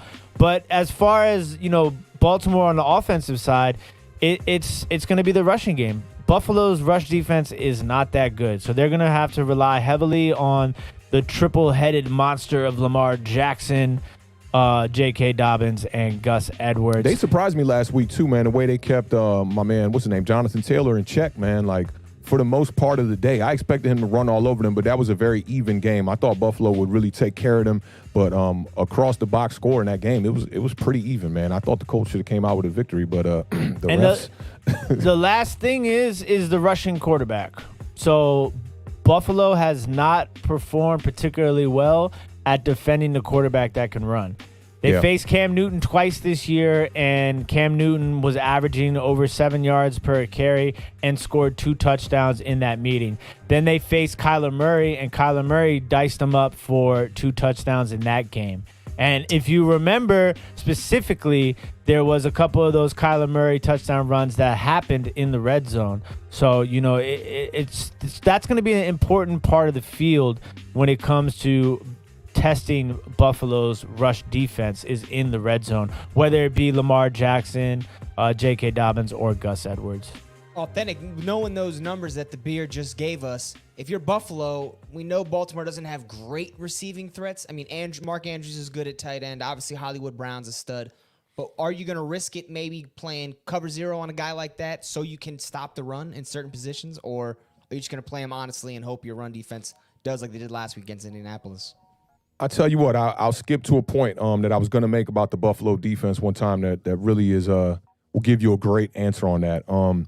So 2019, week 14 versus the Bills, Lamar Jackson, they pretty much kept him in check, man. He was 16 of 25 for 145 yards. He did have 3 touchdowns, 1 interception, but he only had 11 carries for 40 yards. In that game, the Ravens rushed for only 118 yards as a team. And when you talk about the Ravens, that's a milestone for any defense to stop that 3-headed horse to that many yards. But this year, so Buffalo kind of changed their defense up this year. I don't know if y'all took heed to this, but Buffalo lines up in the nickel about 90% of the time here with slot cornerback. And this is the person I really want y'all to keep your eyes on in this game, number 24, Teron Johnson. He's utilized as an outside linebacker, but he's really a slot corner. And I think throughout this game, he's the one you want to keep your eyes on because he's going to be doing a lot of spying on Lamar Jackson trying to stop him. Whereas last year, they pretty much just stayed inside of their base defense for most of that game. I don't know if they'll go back to that because that formula did work for them in stopping Lamar Jackson. But right now, I think Lamar Jackson is just too hot entering these playoffs and coming off that wild card weekend win that he had, man. Action Jackson, as we called him last season, the playmaker. I mean, you got to look at some of these stats this guy's put up. He's the second QB with over 100 rushing yards and a rushing touchdown in a playoff game ever. Youngest MVP ever. First quarterback in the 2018 class to reach the playoffs. In 7 wins, or actually in 6 wins entering the playoffs, he had 16 passing touchdowns with 4 interceptions. He's the 3rd youngest quarterback to win a playoff game and an MVP. Fastest quarterback to 30 wins over a bunch of names. We talked about this on Tuesday. Faster than Tom Brady, faster than Joe Montana, faster than Peyton Manning, faster than John Elway, Aaron Rodgers, Drew Brees, and Brett Favre. You know, this dude came out balling against the Titans. And the Ravens got down. They got that 10-point lead from the Titans, and Lamar Jackson answered with 10 points. They go into the half. It's a tie game. Lamar Jackson ends the game 17-24, 179 yards. One silly mistake that he made on that post corner route interception that he threw, which homie was wide open. All he had to do was get that out a little bit more to the sideline. That would have been fantastic. 16 carries for 136 yards, 8.5 yards per carry, and 1 rushing touchdown. Now, in this game against the Bills, I don't think he should have to do as much for them to get the W here. J.K. Dobbins and Gus Edwards were just good enough last game. I talked to the Beard about this off camera a little bit.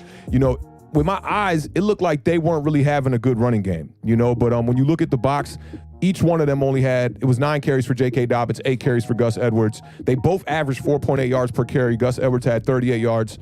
J.K. Dobbins had 43 yards, And Marquise Brown looked like a number 1 wide receiver in this game. And I don't think he's going to have to do that in this game. I think that they're going to be able to just run the rock. This Bills defense, we talked about it. They're not as good against the run. And Mark Andrews he had a quiet game against the Titans in round 1. And I'd look for him to have a big game. He was limited to 4 catches for 41 yards. I think we can expect from Mark Andrews to have a better game because I think his whole success is predicated against the run. If the Ravens can run the ball, then Mark Andrews should be able to have a good game, similar to what he had against the Giants this year. I don't know if y'all remember that game, but he really tore us up in that game, and he caught some passes down the field. I think he had like a 30-yard pickup there.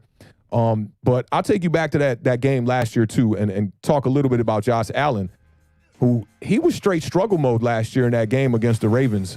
17 of 38. I'm going to say that's less than 50%. He was a different quarterback last year. He really was.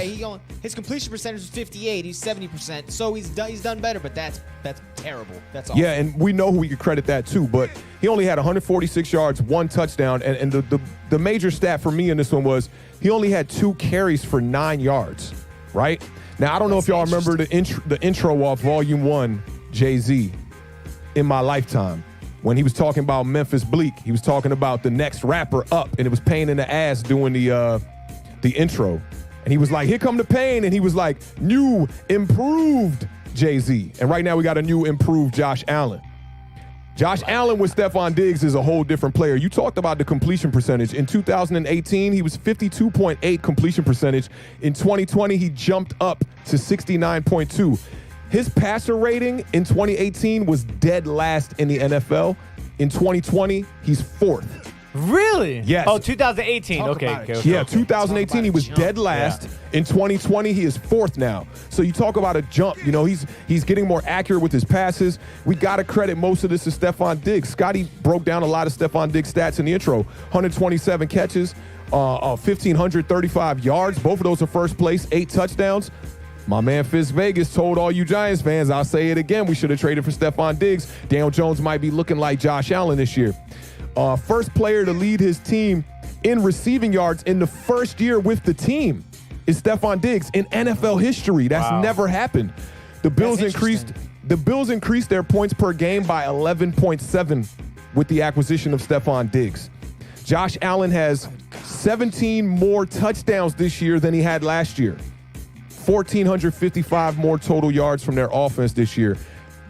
I don't know, man. People ain't been talking about Stephon Diggs, but quietly, when you talk about what MVP actually means, the most valuable player to your team, I think Josh Allen and Stephon Diggs should be up for consideration. I know Aaron Rodgers and Patrick Mahomes having these incredible years, but these are guys that haven't even been talked about, not even considered for MVP. And when I think about most valuable player, I think about if you remove that guy from the lineup, you know, and you replace him with somebody else, how would that offense then, you know, progress without them? Try to tell you, man. Try to tell you like week 7, week 8 about Josh Allen. You guys were like, Josh Allen? No way. Not me. Not an MVP. I've been a big on Josh Josh Allen guy. I mean, I thought Josh Allen was going to be a good quarterback after his first year because if you just use your eyes, he passes the eye test. You know, sometimes it's kind of ugly. It kind of reminds me of Ben Roethlisberger early on when he had Jerome Bettis in the backfield, just doing just enough to get the W's. Now, I'm going to take y'all to another line from a Jay-Z record. This one was a chorus by Short Dog, Too Short, and it was all good just a week ago. You know, against the Colts, Josh Allen was the workhorse, man. We could talk about 2018, which looked really ugly, but let's talk about 1 week ago. Josh Allen had the highest completion percentage in the playoffs ever by any Buffalo Bills quarterback. That's including Jim Kelly, who went to 4 straight Super Bowls and lost them all to the best division in football one time. I want to say that was against the Giants, against the Washington football team, formerly known as, the artist formerly known as, and the Cowboys twice. Now, Josh Allen was 26 of 35. His completion percentage in that game was 74.2. That's the one that broke the record there for 324 yards, 2 touchdowns, and no interceptions. 11 carries for 54 yards and 1 touchdown on the ground. He was averaging 4.9 yards per carry. Against an elite defense. Elite defense. Now, this is polar opposite of what he was giving you in his playoff game, you know, last year and what he was giving you against the Ravens last year. Stephon Diggs, the Beard talked about, he got the big play late, 6 catches for 128 yards, 1 touchdown. He was averaging 21.3 yards per catch. And let's not forget about the little youngin' from the best division in football, Cole Beasley, one of the top slot wide receivers in the league right now, 7 catches for 57 yards. He was averaging 8.1 yards per catch. The Beard gave you the statistics on your boy Gabriel Davis, 4 catches, 85 yards. He was averaging 21.2. That's scary when you got 2 wide receivers averaging over 21 yards per catch. And and Brown didn't even catch a pass, and he's coming back off an injury too. So if they can get him going a little bit, I mean, John Brown? Yeah, there's a lot of. He's been quiet. Nice. Yeah, but he got that speed. He definitely got that speed. I want to say 4.2 they got some speed. weapons there. They definitely got weapons over there. And you know, Stephon Diggs is definitely the X factor in this, man. And he elevates everybody else. He makes them all better. This is why I've been preaching the Giants need to go out there and get their bona fide number 1 wide receiver and then get some guys that can add to that wide receiver core, like what's happening here with the Buffalo Bills. I mean, I know Daniel Jones is not quite the physical specimen that Josh Allen is, but I mean, let's stretch the ball down the field as Giants fans. You know, I always got to give y'all a little salt with the Giants there. So y'all, you know, we keep Giants Nation in the building one time and we keep them hungry. You know what I'm saying? Got to give him a little more elbow. There it is. But running the ball, they were relatively quiet, you know, and the Beard talked about this. Zach Moss and Devin Singletary, they have been averaging a high yards per carry. And in this game, I think you got to go more to Devin Singletary. Devin Singletary only had 3 carries in last week's game against the Colts. He had 21 yards, though. That's 7 yards a clip. So I'd watch out for them to really rely on him. Yeldon might get a couple carries, but I'm looking for Devin Singletary to be the workhorse in this game against the Ravens. Zach Moss, 7 carries for 21 yards. That's not going to get it done. And I think if Buffalo really wants a chance in this game, you know, it's going to happen against a Ravens defense. You're going to have to run the rock. We're not going to be able to just throw this ball down the field all day. I'm going to keep it 100. With this game, I was a little bit more confident in my pick, and I'm going to give you the pick right now. I'm picking the Ravens to win this game, 27-20. And I'll give you some keys to victory here. We're going to need more consistency from the Ravens running backs. I talked about Mark Andrews. He's going to have to show up like he did against them New York Giants, or that's not going to be a win for them. Going to have to work well off the play action. You saw Lamar Jackson and his Ravens running back core rely heavily on the RPO in the first half of this game, and I thought that the Titans were game for it. Even though that defense was allowing 27 points per game, they were flying all over the field. They were showing you they were physical, so I don't know. Maybe Buffalo could come out here and maybe put a stop to this RPO, force Lamar Jackson to throw the ball down the field. That'll probably be their recipe for a victory. We're going to need better game from the Ravens offensive line here. I want to say they allowed 6 sacks versus the Titans. That can't happen when you got a mobile quarterback, one of the fastest guys in the league. He's 9th in rushing yards. I'm talking about running backs included. We broke down the running backs that he's ahead of. Zeke Elliott, Miles Sanders. There's a bunch of guys that Lamar Jackson has more rushing yards than. Lamar Jackson is pretty much a running back playing quarterback. And I think for the Ravens, their edge rushers are going to have to be able to contain Josh Allen. I think for both defenses, the key is going to be keep both quarterbacks contained in the pocket. Force them to throw the ball down the field. I don't think you want to see Josh Allen just sitting back in the pocket. He makes better throws on the run, when he is elusive and evading rush. So I think same thing goes for Lamar Jackson. You want to keep him in the pocket, and interior-wise, you're going to have to watch for Lamar Jackson running up the middle. You saw that against the Titans. They would contain him really well, and he would just make that decision and bolt right down the middle. So I think that's going to be the key to this game. I think the Ravens are just a little bit more hot, and I like Lamar Jackson more than I like Josh Allen right now in the playoffs. I think Lamar Jackson is the definition of consistency. Yeah, he hasn't had the playoff win until this year, but he's been more consistent. He's brought his team to a playoff berth 3 years in a row. We're talking about a unanimous MVP here. Youngest unanimous MVP ever. Big shout out to the middle class holes. Oh, from man, our fam to yours, much love. Shout out to my man Wes. That's Wes Fox and them over there in Baltimore. They are Ravens fans. I know you see I got the Baltimore Orioles shirt on right now, Wes. So big shout out to Wes Fox, man. You're right on time, Wes. You're right on time. And the fellas doing their thing over there. Make sure you guys check them out. Y'all better give me that dub, man. See a video from 13 hours ago on their channel. I'm definitely gonna check out. They got some raunchy stuff on here. I can't even say it live. Looks like is it raunchy? I did not know that. Wow. They started getting a little more funny with their content. Oh, true that. I gotta check them out, yo. It's pretty funny stuff. They talk about the things that everybody can't really talk about, but we should talk about because it's funny to talk about. I think that's a good explanation of what they're doing these days. That's what's up. I got to check them out. I got to get hit, man. I haven't seen some of their stuff since I want to say last season, maybe the season before that. You're saying Buffalo run defense, man. That's what you're focusing on? I mean, there's a lot of, like I said, this is a game of inches, so I'm focusing on a lot of different inches. And look, I love both of these teams. I love what they have become. I love what they're doing. I love how they're able to kind of adjust and adapt to the players that they have on their roster. And for me, that's what's important about growth in the NFL as an organization. You can't be stubborn. And I say this time and time again about how much I hate the word my system or our system or the system. I think that these are two coaches and franchises that are showing you that it's not about your system. It's about developing a system for your best players, and I think that's what both of these teams have done and continue to do. Yeah, it's not about the system. It's about developing your system. It's about developing the system for your players. You know what I'm saying? So that's. And I hate to have to. Why don't you just pick them Bills, man? Nah, man, I hate to have to pick, one of these two teams. If you pick the Bills, we got all teams covered, man. At least somebody could be like, man, told you. No, listen. Favorite saying in sports, man, I told you. There's no tie in the playoffs. Can't tie. Then don't pick a tie. Look, I mean, listen. Baltimore was my pick to win the AFC from the beginning of the season. I had Baltimore and I had Tampa Bay, as said here on Authentic and the Beard, Season 2, Episode 1. So I can't jump off that right now. So I'm gonna take the Baltimore Ravens to win this game. You know what up? I was been speaking about inches.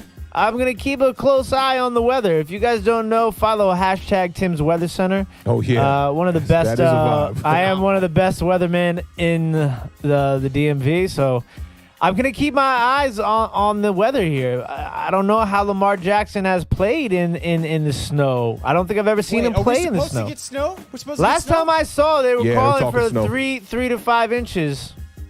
Now This weekend. Yes. Yeah, this is the thing, though. There's a big difference when it comes to football games. You know, if it snows before the game, than if it snows during the game. You know, like if it snows before the game, they got snow plows and all that, you know, stuff. So you don't have to worry about it really. But if it's snowing during the game, that's a big difference, you know, because that's when you don't really have a lot of adjustment time for the field conditions itself, which could prove to be, you know, costly for the Baltimore Ravens, considering, you know, the type of cutting that Lamar Jackson does and how that would perform in the snow is you know, that's an unknown factor. But I am going to stick with my Super Bowl pick from the AFC. That is the Baltimore Ravens. I think the Baltimore Ravens will win this game by a final score of 30-27. I think they win on a Justin Tucker field goal. High scoring. I think that if it snows, Lamar Jackson's going to have actually a better chance, man. And definitely I don't know if possible. y'all remember them highlights from back in the day from Gale Sayers when he was in the mud. Dog, it looked like everybody else was on ice skates, but when he would cut and plant, he wasn't missing. And I see Lamar Jackson doing something like that. That's how Devontae Adams was. The guy who has the ball, he knows where he's going. It's the reaction that causes you to fall. So if you're a defender, I think you're right. It puts you in a harder position to play defense than it does to, hey, I'm just going to run straight forward and beat you in a foot race. So I think you're right about that. And then you could eliminate the passing threats probably from both teams. It'd be very hard to complete passes in the snow. I think that'll limit Buffalo more than anything. I think if both these quarterbacks are forced to throw from the pocket, I think the Bills might have a better chance in this game. But I'm hoping that snow pulls up, man. I'm rooting for the home team. As far as the Baltimore Ravens go, man, I know a lot of people around here looking for that. Shout out to my homie Douglas, man. I know he was ecstatic when they got that win last week, man. You know, Lamar Jackson getting that whole monkey off his back. That kind of reminds me of Steve Young back in the day, man. It took Steve Young a minute to win that Super Bowl. They was waiting. He finally got it. You know, and it really made him a Hall of Fame kind of candidate, first running style quarterback. I think Lamar Jackson could do similar here, man. Get a W, put himself in a position to be in the AFC Championship game. 3 quarterbacks, all from that same draft class. Yeah. All and then Pat Mahomes.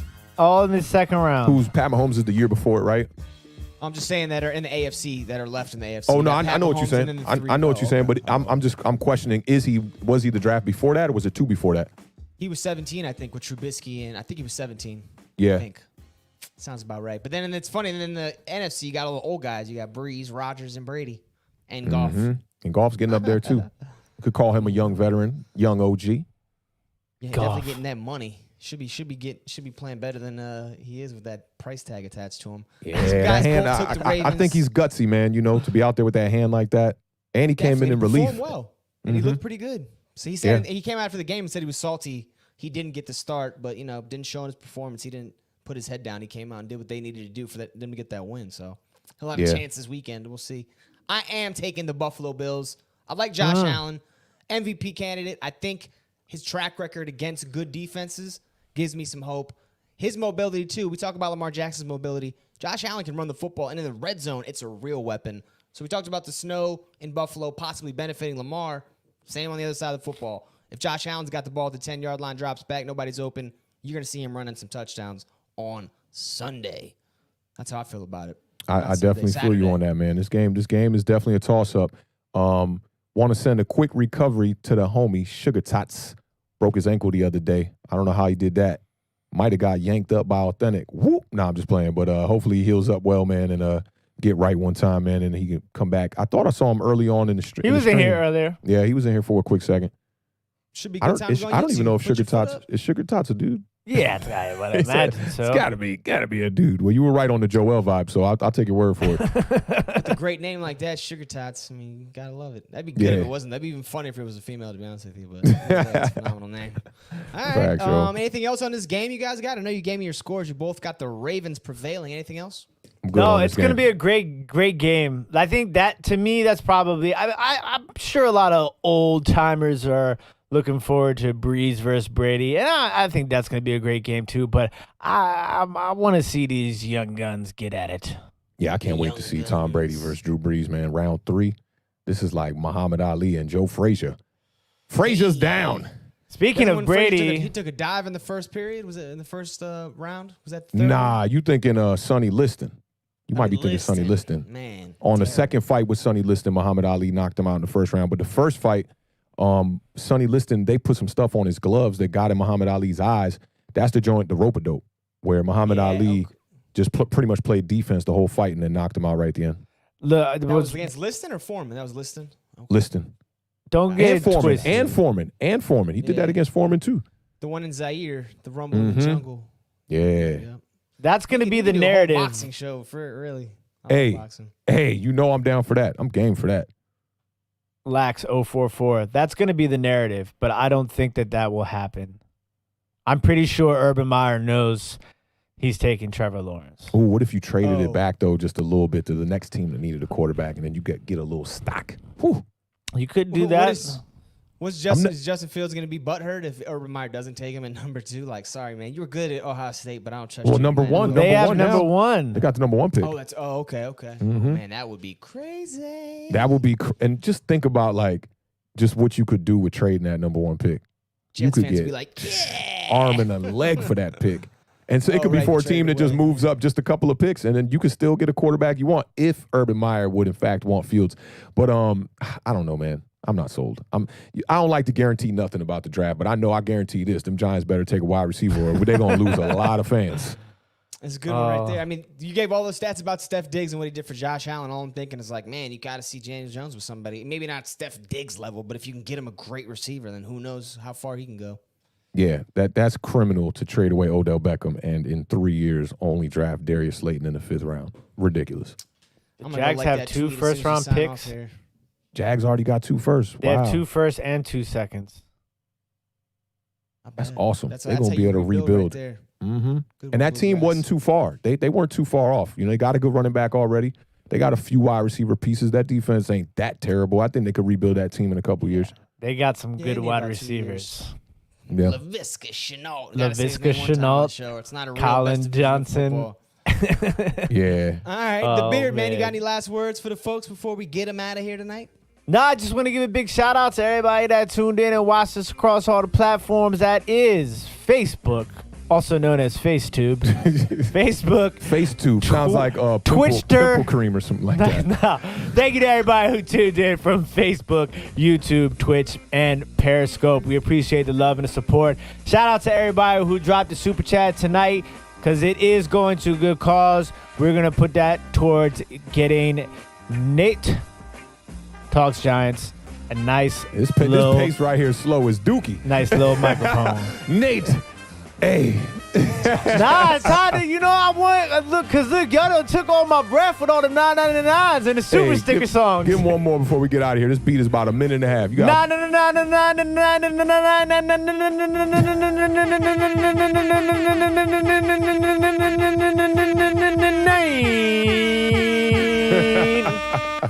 Oh, man. We appreciate all the love and the support for sure. We are excited. We will be back. Don't forget, Sunday morning, we'll be talking about 2 more football games. And, it's going to be a great weekend of playoff football. Yeah, man. I definitely can't wait, man. I'll keep this short and sweet, man. I want to get this out of here before this beat's over. But look, shout out to everybody who gave us super chat, gave us super sticker. We got a new super sticker theme song. Yo, that's going to go a long way for the homie Nate. We got a lot of love for y'all, man, and we appreciate that, man. Scotty, any last words for him, bro? Hey, thank everybody for coming into our Thursday preview show. We're going to see you on Sunday morning for our normal parlay. We'll do 2 more previews on that show. Hope you have a beautiful evening. Have a great Friday. Best division in football. Left side. Strong side. Y'all know what it is, man. We appreciate y'all tuning in one time. Holla at y'all. Peace.